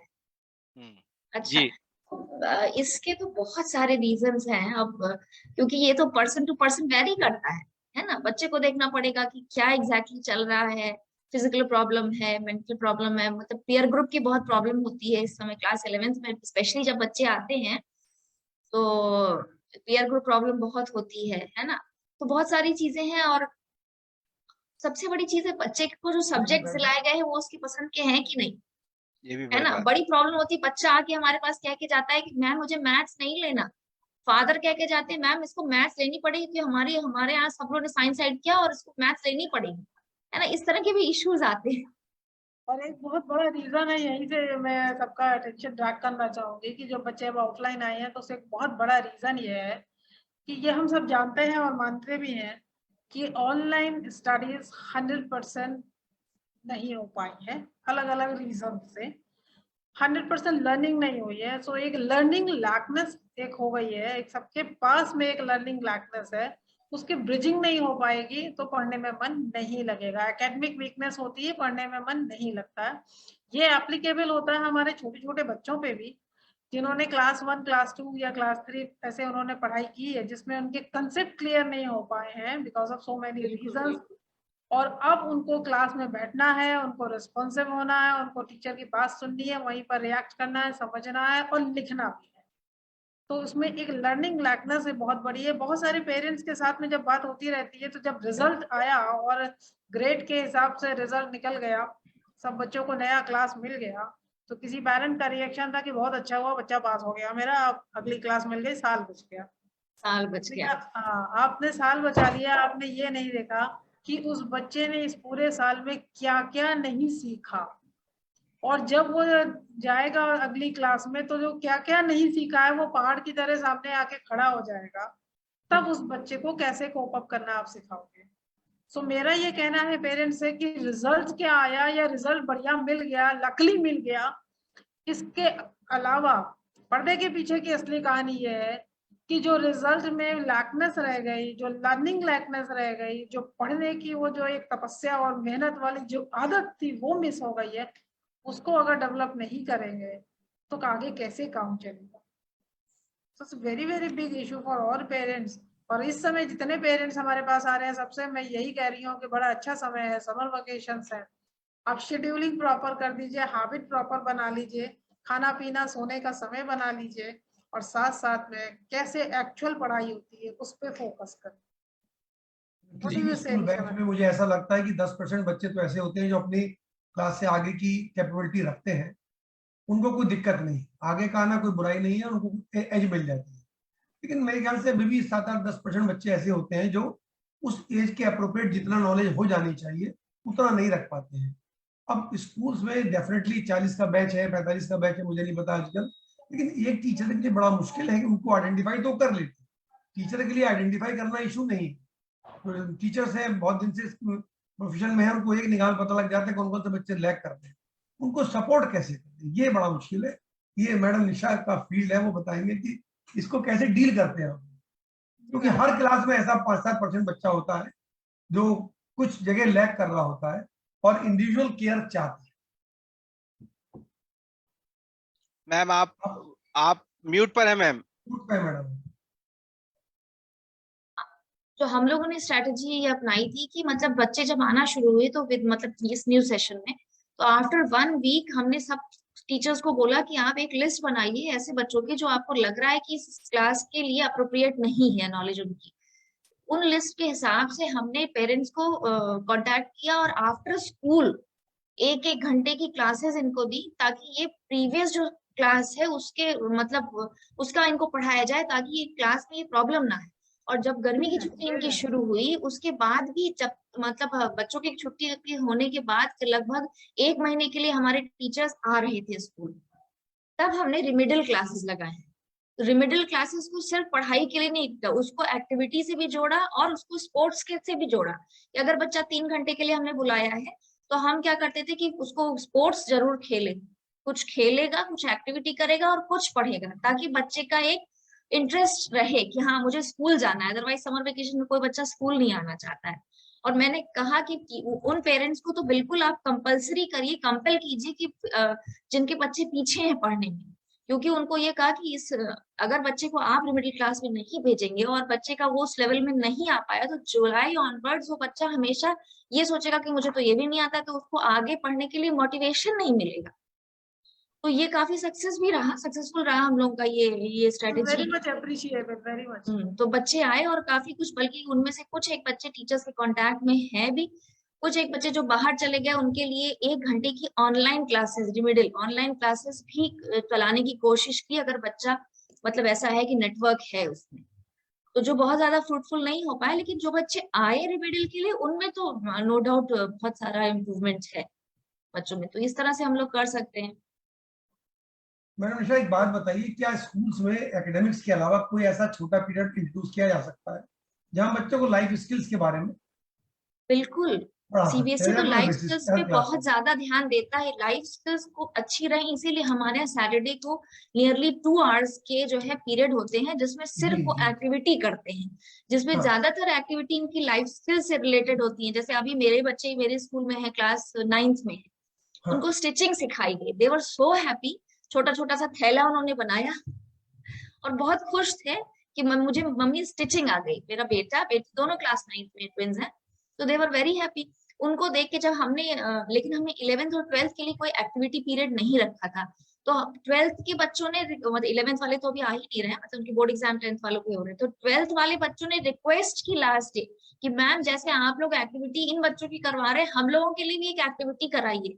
तो उनका एक पूरा डे जो है लास्ट डे फिर जो है हमने एक्टिविटी के लिए ही रखा, जिसमें डिफरेंट डिफरेंट टाइप की, जिसमें फायरलेस कुकिंग हो गई और स्टिचिंग हो गई और कई सारे ऐसी चीजें उनको मतलब सिखाई गई। तो बच्चे बहुत हैप्पी थे और मतलब बच्चों की तरफ से रिकमेंडेशन आया कि हमारे लिए एक्टिविटी पीरियड रखिए, तो क्लास 12th में हमने एक्टिविटी पीरियड ऑर्गेनाइज कराया। मैडम मेरा सवाल थोड़ा डिफरेंट है। हाँ ये तो हमारा बताइए। नॉन एकेडमिक एक्टिविटीज हो गई, ग्रुप वाली। प्रॉब्लम्स क्या आ रही है, जैसे एक मैडम का सवाल भी इसमें देख रहा था अभी, उनका कहना है कि बच्चे को मेरे गुस्सा बहुत आता है। इश्यूज आ रहे हैं सोशल इंटरेक्शन वाले। एक बच्चा दूसरे बच्चे से इंटरेक्ट कर रहा है, उसकी अपनी फीलिंग्स है, अपने विचार है, इसकी अपनी फीलिंग अपने विचार है। अब फैमिलीज में हर आदमी स्किल्ड नहीं है जो काउंसलिंग साइकोलॉजिकल ढंग से कर सके। बताने के लिए, पूछने के लिए बच्चे के पास कोई ऑप्शन नहीं। पेरेंट्स वर्किंग है, न्यूक्लियर फैमिली है, जॉइंट फैमिली नहीं है, ग्रैंड पेरेंट्स नहीं है। हर बच्चा हर काम के लिए साइकोलॉजिकल काउंसलर के पास तो जाएगा नहीं। मान लिया दो बच्चों के बीच में कोई हल्का सा डिस्प्यूट चल रहा है, छोटा बच्चा है वो तो अलग बात होगी, सीट का डिस्प्यूट चल रहा है। टीनेजर्स में जब बच्चे आ जाते हैं तब खास प्रॉब्लम होती है। पीयर प्रेशर जैसे आपने कहा, मान लिया कोई बच्चा है वो कम वेल ऑफ ग्रुप से बिहेव करता है, उसके पास स्कूटी नहीं, बाकी बच्चे स्कूटी रखते हैं। अब उसके दिमाग में एक चीज घूम रही है, सपोज किसी ने उसको ग्रुप में टीज कर दिया उसी बात के ऊपर, अब उसके अंदर एक इनबिल्ट एनर्जी आ गई नेगेटिव, उसको कहाँ रिलीज करें। मेरा मतलब कहने का था कि काउंसलिंग सेशन के तौर पे, counselling sessions, counselling doesn't mean कि वो साइंटिफिकली लगे कि काउंसलर आके बैठ गया। जैसे मदर डिस्कस करती है बच्चे के साथ, ऐसी टीचर कर ले, थोड़ा नॉन फॉर्मल भी हो गया, फॉर्मल भी हो गया। प्रॉब्लम तो नहीं चल रहा है, कोई इश्यूज तो नहीं है, कुछ सजेस्ट करना चाहते हो, कुछ गाइड लेना, एक बातचीत का फोरम नहीं है जहाँ थोड़े बड़े बच्चे बातचीत में अपने स्ट्रेस को निकाल सकें और एक दूसरे के साथ एडजस्टमेंट के जो स्किल्स है, बिहेवियर स्किल्स नहीं सीख पा रहे हैं, फिजिकल एक्टिविटी तो हो जाती है।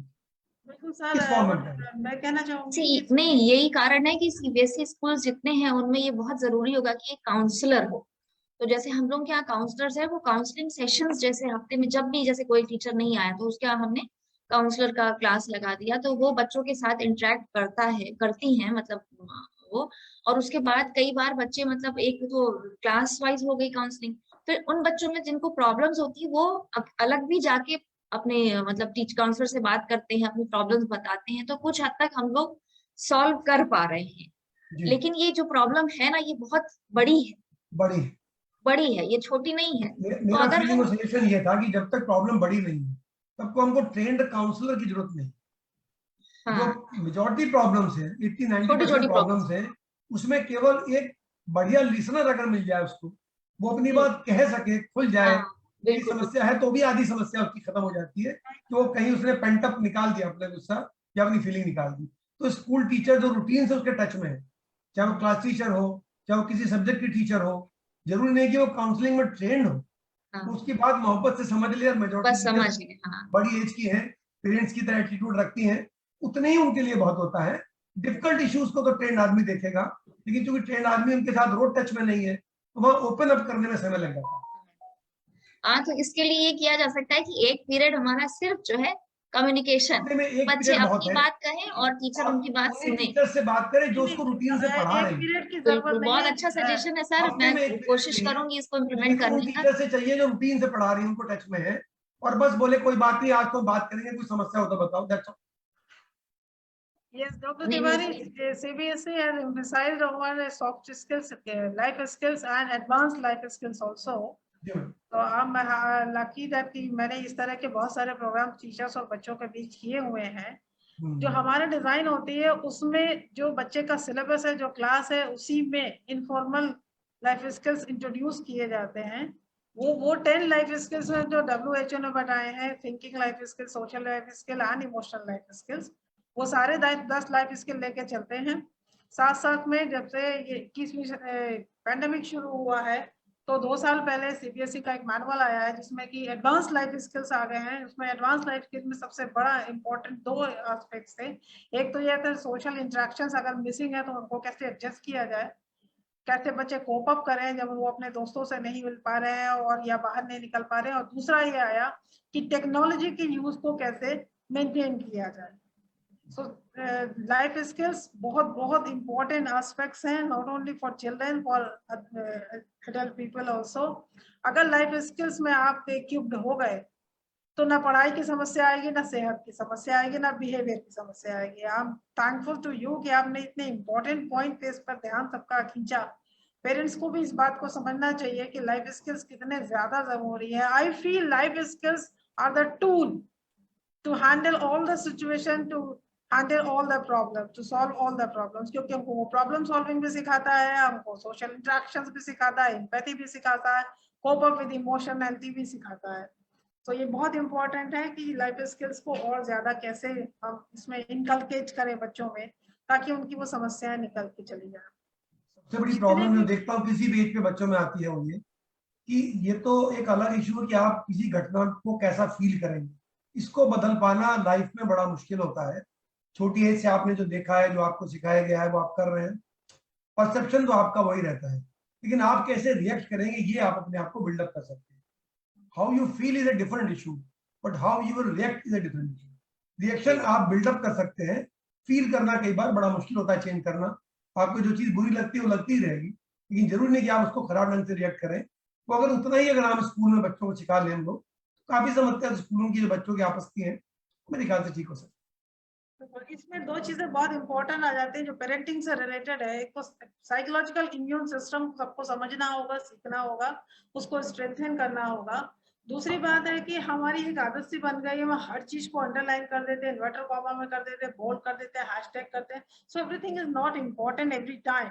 पेरेंट्स को कहना चाहूंगी कि हम लोगों को ये सीखना बहुत जरूरी है कि no, today was not a good day but it is okay.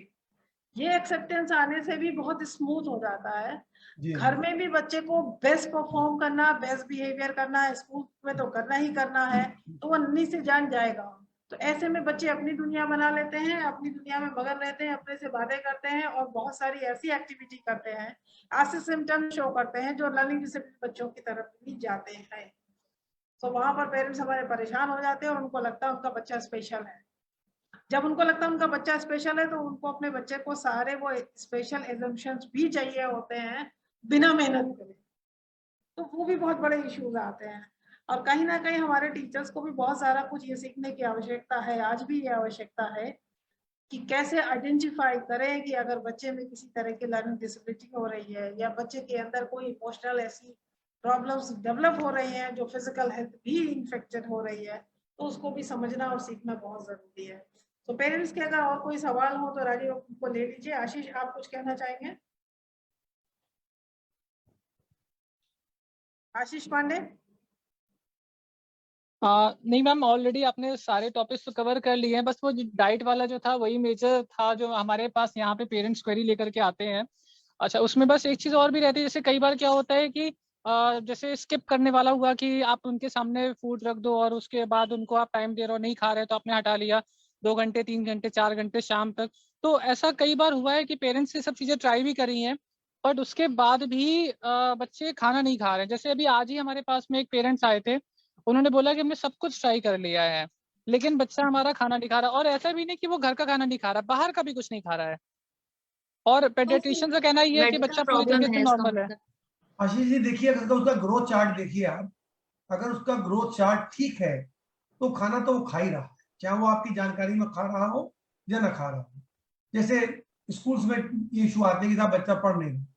अगर बच्चा पढ़ नहीं रहा है तो डेफिनेटली स्कूल की परफॉर्मेंस खराब हो जाएगी। अगर परफॉर्मेंस ठीक है उसकी तो पढ़ तो रहा ही है। कोई बच्चा कम देर में पढ़ लेता है उतना, कोई ज्यादा देर में पढ़ लेता है उतना। ऐसी डाइट का भी है, डाइट का अमाउंट और बॉडी इसको कैसे यूटिलाइज करेगी, ये अलग अलग बॉडी में अलग अलग। कुछ लोग कम अमाउंट से अच्छी ग्रोथ ले पाते हैं, कुछ ज्यादा अमाउंट से ले पाते हैं। इसको बड़ी एज में आप इस तरह देखते हैं, कुछ लोग उसी डाइट पे स्लिम बने रहते हैं, उसी डाइट पे कुछ लोग ज्यादा वेट गेन कर जाते हैं।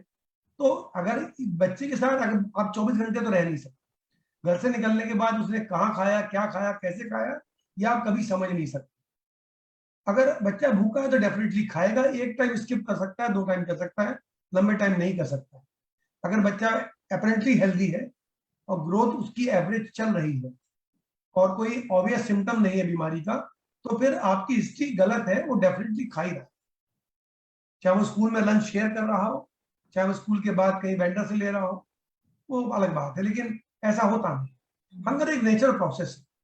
अगर आप स्वस्थ हैं और आप एक्टिव हैं तो आपको भूख लगेगी, कम एक्टिव है कम लग सकती है, ज्यादा ही ज्यादा लग सकती है।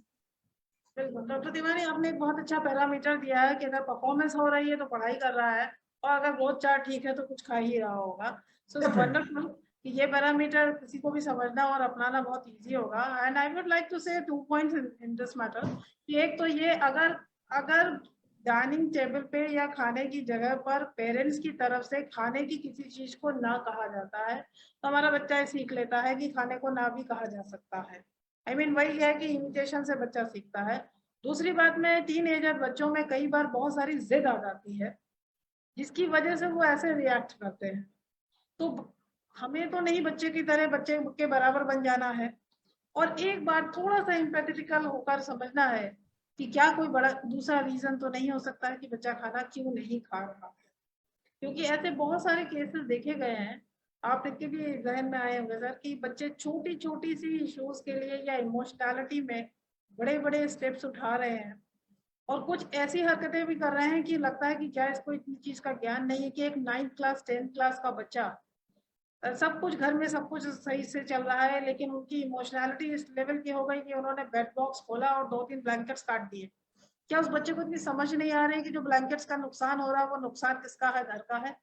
लेकिन बच्चे वो कोप अप ही नहीं कर पा रहे हैं, और एक जिद है या फोन को लेकर या जाने को लेकर या खाने को लेकर, कुछ इस तरह की जिद डेवलप होती जा रही है। वो कहीं ना कहीं से पेरेंट्स के ही थ्रू आती है। I used to blame parents for everything, क्योंकि बच्चा तो अपने आप से कुछ नहीं सीख के आया है, एनवायरनमेंट से सीख रहा है, हेरिडिटी से भी जो लेकर आया है उससे ज्यादा भी वो एनवायरनमेंट से ही सीख रहा है। तो थोड़ा सा रुक कर एक बार चेक करने की जरूरत होती है कि कहीं हमारी ही तरफ से तो कोई ऐसी चीज नहीं जा रही है। आई एम नॉट सेइंग कि पेरेंट्स ऐसा कुछ जान के करने वाले हैं, हर पेरेंट अपनी सामर्थ्य से ज्यादा करता है, पर अगर कभी कभी वो सामर्थ्य भी जरूरत से ज्यादा हो जाए, समय से पहले हो जाए, तो वो भी नुकसानदायक हो जाती है। व्हाट डू यू से? टीनेजर्स बच्चों में सबसे बड़ा इशू क्या है कि हम लोग सही और गलत के पैरामीटर पे तोलना शुरू कर देते हैं, जबकि ऐसा नहीं करना चाहिए। हमारा जो परसेप्शन है वो किसी कारणों से बना है, उसका अपना एक परसेप्शन हो सकता है जो किसी और कारण से हो सकता है। प्रॉब्लम कब आती है कि मान लिया टीनेजर बच्चा है, स्कूल वाले पिकनिक पे जा रहे हैं, आपका कोई पास्ट एक्सपीरियंस फैमिली का है या अपनी फैमिली के नॉर्म्स रहे डेवलपमेंट के, आप चाहते मैं टीनेजर गर्ल को नहीं भेजना शादी ग्रुप में, उसके हिसाब से वो नॉर्म है इस वक्त आज की सोसाइटी में। तो अगर आप अपने नॉर्म्स को उसके नॉर्म के साथ लेके बैठ जाते हैं तो कंफ्लिक्ट शुरू हो जाता है, क्योंकि आप महसूस करते हैं कि मैं सही हूँ और उसको लगता है कि मैं सही हूँ।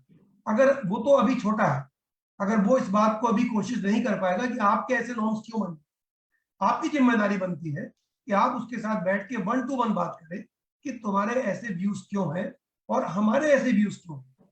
अगर पेरेंट पब्लिकली कोई चीज डिस्कस करते हैं या फैमिली में बातचीत चल रही है, मदर फादर ब्रदर सब बैठे हैं, लड़की ने कुछ पूछा, आपने डपट दिया उसको, समझा नहीं ना समझाया उसको, तो वो रिएक्शन हमेशा खराब ही। कभी भी इस तरह की जो डेलिकेट इशू है ये पब्लिकली मतलब फैमिली को भी मैं पब्लिकली कहता हूँ, अगर आपने टीनेजर बच्चों से बात करनी है तो 1 to 1 करना चाहिए, उस प्लेस पे करना चाहिए जहां पे कोई और जना सुन नहीं रहा है, देख नहीं रहा है, तब बच्चा ओपन अप होता है। अगर आप उसको अपना व्यू बताते कि मेरा ऐसा व्यू इसलिए है या मैं इसलिए आपको नहीं भेजना चाहता हूँ, मुझे ये फियर है, तो वो अपना व्यू आपको डेफिनेटली बताएगा। और इसका समरी अंत में घूम फिर के वहीं आती है कि अल्टीमेटली आप दोनों को थोड़ा सरकना पड़ेगा और मिडवे बनाना पड़ेगा। जनरेशन गैप जो कहलाता है वो इसीलिए, हमारे टाइम में जब हम पढ़ रहे थे 10th में तो टीवी नहीं था, अब टीवी है, अब मोबाइल आ गया। अगर हमारे टाइम में होता शायद हम भी देखने की कोशिश करते ज्यादा देर, था ही नहीं तो कहां से देखते। तो ये कहना कि यूथ बिगड़ रहा है या बच्चे बिगड़ गए, ये ठीक नहीं है। नहीं, जो चीज हमारे टाइम में थी ही नहीं, बिगड़ने का मौका नहीं मिला, तो हम कहाँ से बिगड़ जाते। तो उनके अपने व्यूज हैं, हमारे अपने व्यूज हैं। हमको लगता है कि हम ज्यादा सही हैं, ज्यादा प्रोडक्टिव है उनके लिए, अभी उसको रियलाइज नहीं कर पा रहे हैं। अगर आप 1 to 1 बैठ के बात करेंगे, या तीसरा आदमी नहीं, तो आप उसको कन्विंस करने की कोशिश कर भी सकते हैं, और कैपेसिटी भी रखते हैं एज ए पेरेंट की कर पाए। जिस मोमेंट वो मामला पब्लिक हो जाता है, 2 बच्चे और बैठे हैं, पेरेंट्स भी हैं, फादर भी बैठा है, 2 भाई बैठे हैं, फिर आदमी अपने आप को जस्टिफाई करने की कोशिश करता है। आप अपने को जस्टिफाई करते हैं, वो अपने को जस्टिफाई करता है। अगर आप अकेले में बैठे तो आप उसको समझने की कोशिश करते हैं, वो आपको समझने की कोशिश करता है, और दोनों मिलकर कहीं ना कहीं बीच का मीडियम चैनल निकाल लेते हैं। तो मेरे ख्याल से हो जाता है ऐसी बात। 1 to 1 करना चाहिए, पोलाइटली करना चाहिए, और इस ट्रैप से मुक्त होना चाहिए कि हम सही हैं, तुम गलत हो, इसलिए हम ऐसे कह रहे हैं। हमारे अपने व्यूज हैं, तुम्हारे अपने व्यूज हैं, लाओ बैठ के डिसाइड करते हैं कि इनको बीच में कैसे लाएं। मेरे मतलब कम्युनिकेशन प्रॉपर होना चाहिए। पेरेंट और बच्चों में कम्युनिकेशन जो है बहुत जरूरी है। मतलब पेरेंट बच्चों नहीं, हर रिलेशनशिप में कम्युनिकेशन बहुत जरूरी है। आजकल लोगों के पास टाइम नहीं है, हम कुछ भी कह लें, लेकिन हम इसको डिनाई नहीं कर सकते हैं कि कम्युनिकेशन गैप की वजह से बहुत सारी प्रॉब्लम्स क्रिएट हो रही हैं। मैं आपको एक इंसिडेंस बताता हूँ। एक बार हमने बच्चा देखा था, हस्बैंड वाइफ दोनों ही गवर्नमेंट जॉब में IAS थे, अच्छे लेवल्स पे थे। बच्चा करीब 2-2.5 साल का था। वो इश्यू आया था कि साहब वो बोलता नहीं, स्पीच लेट वाली बात।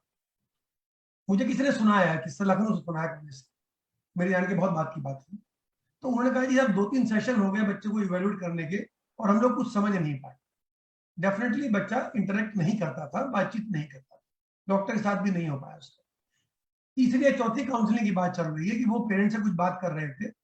उन्होंने ग्लास के थ्रू देखा कि बच्चा बाहर बैठा हुआ बोल रहा है। सरप्राइज कि कंप्लेंट ये है कि बच्चा बोलता नहीं है, और ग्लास पैनल के थ्रू उन्होंने बाहर देखा बच्चे को, जब बाहर किया हुआ था किसी कारणवश कि वो बोल रहा है, तो पता लगा उसकी जो मेट थी वो उड़ीसा की थी। वो बच्चा उड़िया बोलता था, उसके साथ बोलता। पेरेंट्स को बात करने का समय नहीं था, या वो नहीं पाते होंगे, या कम समय मिलता होगा। बच्चा उतना वेल वर्स भी नहीं था हिंदी के साथ या इंग्लिश के साथ, और पेरेंट्स से ज्यादा बोलता भी नहीं। तो ये एक एक्सट्रीम है कि पेरेंट्स को लगता है बच्चा बोलता नहीं है, बच्चा थर्ड लैंग्वेज बोल रहा है, जो पेरेंट्स को पता नहीं। तो ये मतलब मैं नहीं कह रहा हूँ ऐसी चीज कॉमन है, बट ये हमको बताती है कि समय सबसे बड़ी कैजुअलिटी हो गया है बच्चों के लिए, और आपस में भी, फैमिली में भी, बड़ों में भी, छोटों में भी। सबसे मुश्किल हो गया समय देना, और शायद बिना उसके तो कुछ सुधार पाना संभव नहीं। पर एक बच्चा स्कूल में गया और उससे कुछ पूछा गया तो वो कुछ बोल ही नहीं रहा है, और वो इशारा कर रहा है कि चुप रहो, क्योंकि उसने लॉकडाउन के टाइम में ये देखा कि मम्मी पापा अपना ऑनलाइन मीटिंग कर रहे हैं, और जब भी बच्चा बोलने की कोशिश करता है उससे कह दिया जाता है चुप रहो। तो उसने ये सीख लिया है कि कोई भी कुछ सवाल पूछता है, कोई भी कुछ बात कहे तो हमें चुप रहना है। और वो चुप रहना इतना बड़ा हो गया उसके पास कि अब उसका वो स्पीच गायब सा दिख रहा है। Yes Rajiv, you want to say something? नहीं, कुछ बड़े अच्छे मैसेज आ रहे हैं, सब लोग काफी तारीफ कर रहे हैं इस डिस्कशंस की। लेकिन जो डॉक्टर साहब ने एक बीच में बोला था, एक किसी मैम ने पूछा है कि मेरे 6 साल के बच्चे को गुस्सा बहुत करता है, कोई भी चीज उसके हिसाब से नहीं हो तो गुस्सा करता है, क्या इसको कैसे हैंडल किया जाए? एक ये क्वेश्चन। छोटे बच्चे जो हैं बिलो 5 या 6 तक के वाले हैं, उनकी जो गुस्सा कह लीजिए या जो वो कहना चाह रहे हैं, हमको लगता है अप्रोप्रिएट नहीं है, उनको हमको 3 कैटेगरीज में डिवाइड करना पड़ता है।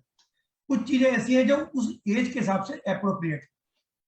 आप मान लिया आप पढ़ रहे हैं या वर्क फ्रॉम होम कर रहे हैं, और 2 साल का बच्चा बैठा कटोरी चम्मच बजा रहा है, तो आपका तो काम डिस्टर्ब हो गया। उसके लिए वो नॉर्म्स है, उसको हैंडल करने का तरीका अलग हो।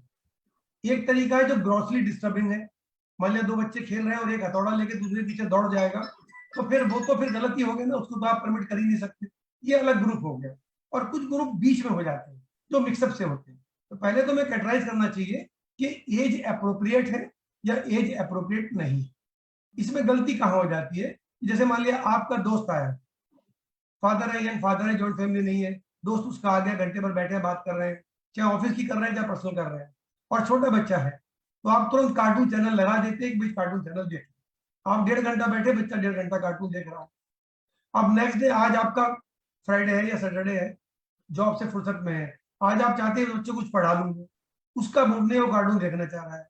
अब आपके हिसाब से आज टीवी खोलना, कार्टून देखना गलत है, तो उस बच्चे को ये मैसेज नहीं मिल पाता कि कार्टून देखना सही है, कार्टून देखना गलत है।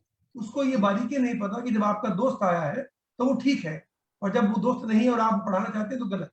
तो इसी तरह से जो मैडम बात कर रही है, पूछ रही है सवाल, आपको समझना पड़ेगा कि उसका कहाँ आ रहा है। अगर हर चीज में आ रहा है तो डेफिनेटली कहीं ना कहीं आपका उसका इंटरेक्शन लैग कर गया है, सही और गलत का उसे आप डिमार्केशन समझा नहीं पाए। और एक बहुत अच्छा तरीका है जो हमने अपने पेशेंट को बताते हैं, छोटी एज से आप बच्चे सब चीज समझ पाए या ना समझ पाए, वो एक चीज बड़ी जल्दी लर्न करने लगते हैं। तभी अच्छा बच्चा बुरा बच्चा, आपको जो समझाने से लिंक कर दीजिए। आपने सुबह उठ के वॉश कराना है, फ्रेश कराना है, अच्छे बच्चे फ्रेश हो जाते हैं सुबह, तो आप फ्रेश हो जाइए, तो वो धीरे धीरे सीख जाएगा कि ये मुझे गुड बिहेवियर में आता है। और जो नहीं है, बजाय डांटने की जरूरत नहीं है, मारने की जरूरत नहीं, कुछ करने की जरूरत नहीं। अच्छा बच्चा बुरा बच्चा, दो फिगर उसके दिमाग में बैठ जाती है, ये प्रेफर्ड बिहेवियर है, ये प्रेफर्ड बिहेवियर नहीं। फिर आपको डिमार्केट करना पड़ता है कि ये ग्रॉसली इनअप्रोप्रिएट है, थोड़ा सा फर्मली, जैसे मैडम ने कहा था फर्म वर्ड, फर्मली इसको आपको डील करना पड़ेगा और कन्विंस करना पड़ेगा ये गलत है और क्यों गलत है। तो धीरे धीरे आप हैंडल कर सकते हैं। होता क्या है कि बच्चे ने कुछ काम गलत किया ग्रॉसली, ये आपको लगता है कि वो गलत है, कोई घर वाले मिलने आए, आपने उसे समझाया नमस्ते कर लेना, उसने नहीं करा, आपने उनके सामने निकलते ही 2 थप्पड़ मार दिए उसके, तो उस कभी सीख ही नहीं पाएगा। उस बच्चे से आप कुछ उम्मीद ही नहीं कर सकते। बहुत से पेरेंट्स हम क्लिनिक पे देखते हैं, कांच के बाहर दिखता है, वो बाहर कहते हैं कि देखो डॉक्टर के पास जा रहे हैं, जाके नमस्ते कर लेंगे, उसी वक्त ट्रेनिंग दे, घर से भी ट्रेन करके लाए होंगे और कांच के बाहर भी घुसने पहले उन्होंने कर लिया कि कर लेना। बच्चे करते भी हैं, नहीं भी करते हैं, इसका मतलब नहीं कि मदर वहीं उनको कुछ समझाए, घर जाके हो सकता है समझाती है। तो समझाना एक अलग इशू है, पनिश करना एक अलग इशू है। पनिशमेंट नहीं होना चाहिए, अच्छे और बुरे का आप डिमार्केशन बताते भी रहिए और सिखाते भी रहिए, तो धीरे धीरे प्रॉब्लम रिजॉल्व हो जाएगी। डेफिनेटली ये प्रॉब्लम पावर से तो रिजॉल्व नहीं। अगर आप सोचे कि मैं इसको पनिश करके या बहुत फर्मली रिजॉल्व कर दूं तो नहीं हो पाएगा। Age appropriate is very important, should be underlined for every parent कि एज अप्रोप्रिएट बहुत जरूरी है, होनी चाहिए और लॉजिकल भी होना चाहिए। हम लॉजिक के बच्चों को ऐसे देते हैं, हम क्लास 2 के बच्चे को डांटते हैं कि पढ़ोगे नहीं तो नौकरी कहाँ से मिलेगी, तारीफ कैसे होगी, और दोनों ही चीजें उसको समझ में नहीं आती हैं। और जब हम क्लास 2 के बच्चे को के संग इस तरह से पढ़ाते हैं तो 10th आते तक बच्चा भाग जाता है, क्योंकि वो थक चुका होता है। वो समझता है कि हर कोई मेरे को केवल टोक रहा है और डांट रहा है, तो अच्छा है कि इनको सुनो ही नहीं। एंड जितने भी हमारे टीनेज बच्चे हैं, yes you said it earlier, कि उन सबको एक वेंट चाहिए कि कोई तो मुझे सुनो, कोई तो मुझे समझो।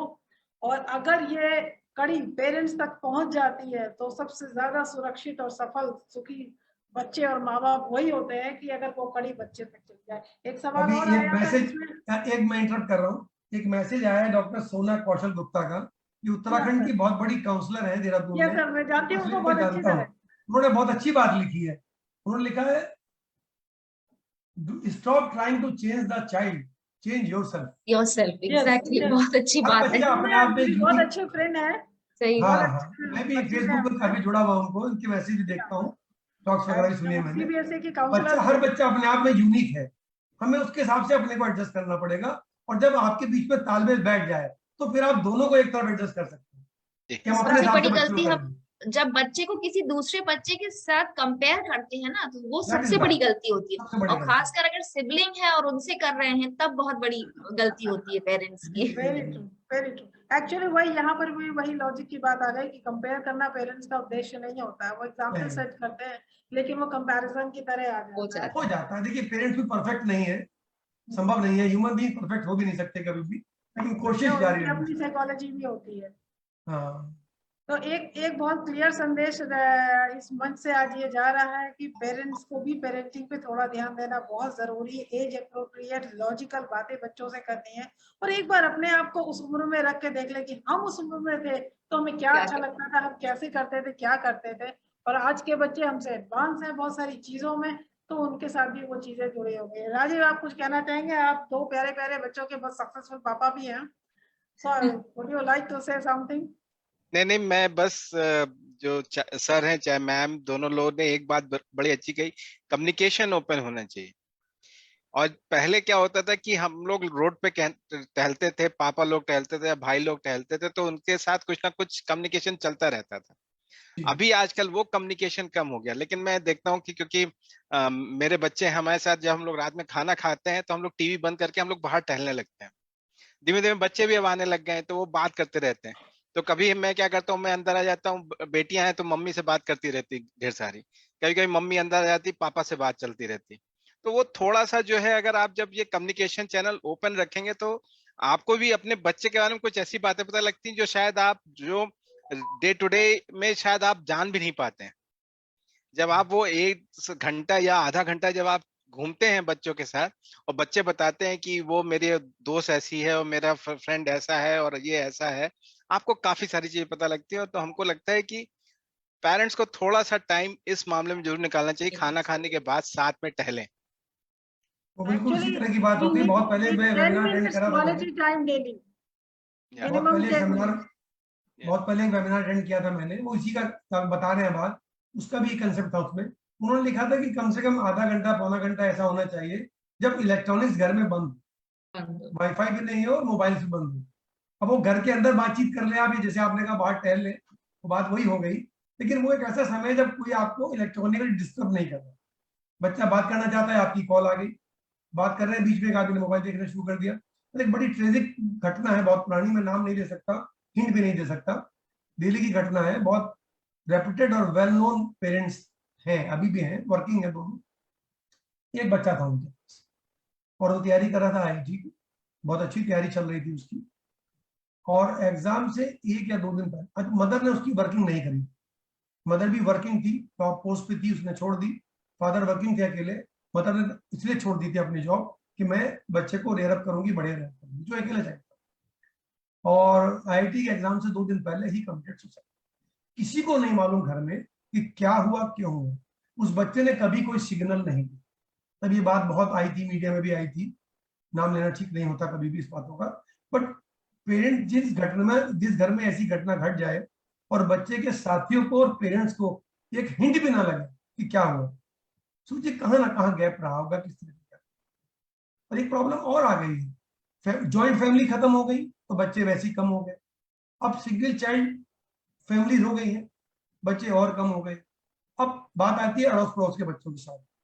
हर मदर अपने बच्चे को समझा रही है कि वो बच्चा तुम्हारे हिसाब से अप्रोप्रिएट नहीं है किसी कारणवश। कोई इकोनॉमिकली वीकर सेक्शन का लगता है हमको, कोई किसी और कारण से वीकर सेक्शन का लगता है। हर आदमी बेहतर बच्चे ढूंढ रहा है अपने बच्चों के साथ खिलाने दौड़ने के लिए, और बच्चे ऐसे उपलब्ध नहीं हो पाते क्योंकि हर आदमी आपको अपने से नीचे लगता है।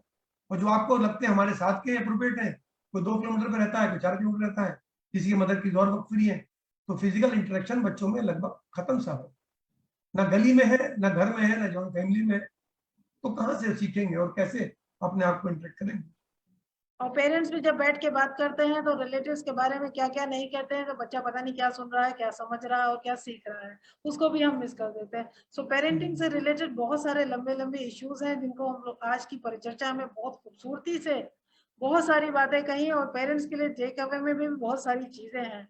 ग्लोबल पेरेंट्स डे पे पेरेंटिंग पे एक चर्चा का ये एक बहुत बड़ा उद्देश्य था। टॉक्सनियर मी के सौजन्य से हम इस परिचर्चा को यहाँ पर लेकर आए, जिसमें कि पेरेंटिंग और बच्चों से रिलेटेड बहुत सारे इश्यूज कर रहे हैं। और उस चीज पे भी बहुत ध्यान देने की आवश्यकता है कि जब हम ऑनलाइन से ऑफलाइन की दुनिया में जा रहे हैं, उन सारी चीजों के साथ में प्री कोविड स्टेज में हम आ रहे हैं, वो चीजों का ध्यान भी रखें, अपने फियर को भी कोप अप करें और अपनी लर्निंग लैकनेस और बिहेवियरल इश्यूज को भी मैनेज करते हुए चले।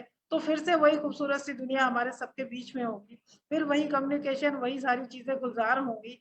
स्कूल्स अपनी तरफ से बहुत प्रयास कर रहे हैं, मैंने बहुत क्लोजली देखा है। बल्कि निशा मैडम आप ही के स्कूल में मैंने देखा था कि कैसे आपके प्रिंसिपल पेरेंट्स को कन्विंस कर रही थी कि हमारे आप स्कूल में बच्चे कितने सुरक्षित है। और मैंने खुद देखा था कि क्लास खत्म होने के बाद में किस तरह से सैनिटाइजेशन एसकेडी में करवाया जा रहा था।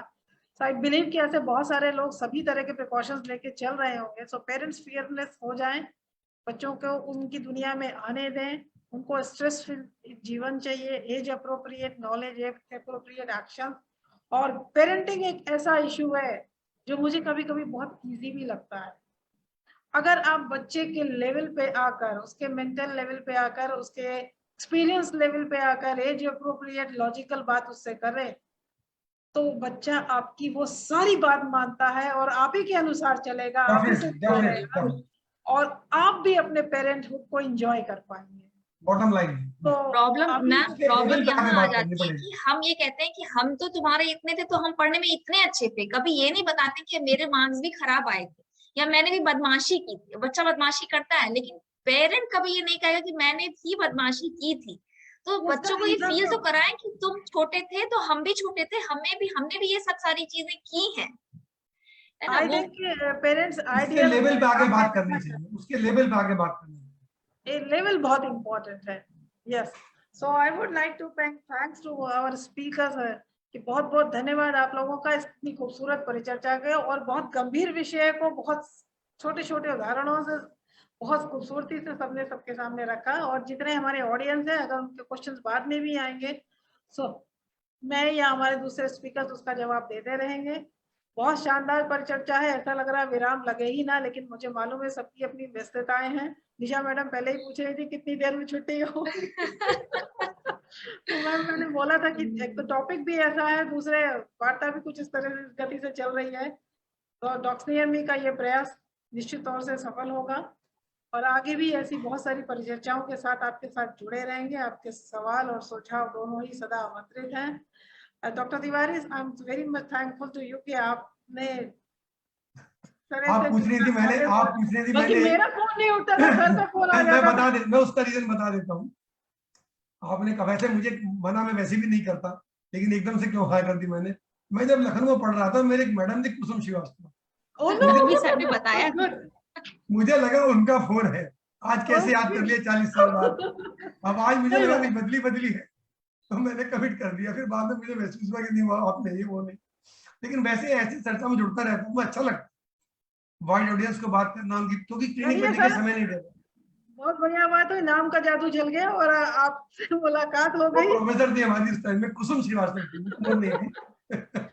वेरी गुड, बहुत अच्छा लगा मुझे भी। बहुत खुशी हुई कि सोना मैडम भी आपसे जुड़ी हुई है। देखिए दुनिया कैसी गोल है। बहुत बढ़िया, आप केजीएमसी के हैं, वो भी केजीएमसी से ही है। जी जी जी। So thank you so very much. Nisha madam की व्यस्तता thank you everyone, thank you. घर तक ही नहीं है, बहुत सारी चीजें हैं, लेकिन आपका समय आज हमको मिल गया। Thank you so very much. Thank you doctor, thank you Ashish Pandey, बहुत अच्छा रहा। डॉक्टर पंकज का एक मैसेज था कि वो आज किसी बहुत जरूरी काम में बिजी है, इसलिए वो परिचर्चा में शामिल नहीं हो पाए। आगे से वो परिचर्चा में भी शामिल होंगे, हालांकि उनका विषय भी नहीं था ये, लेकिन उनकी तरफ से और हम लोगों की तरफ से हमारे स्पीकर्स को, ऑडियंस को thank you so very much. Thank you everyone, thank okay bye, thank you very much.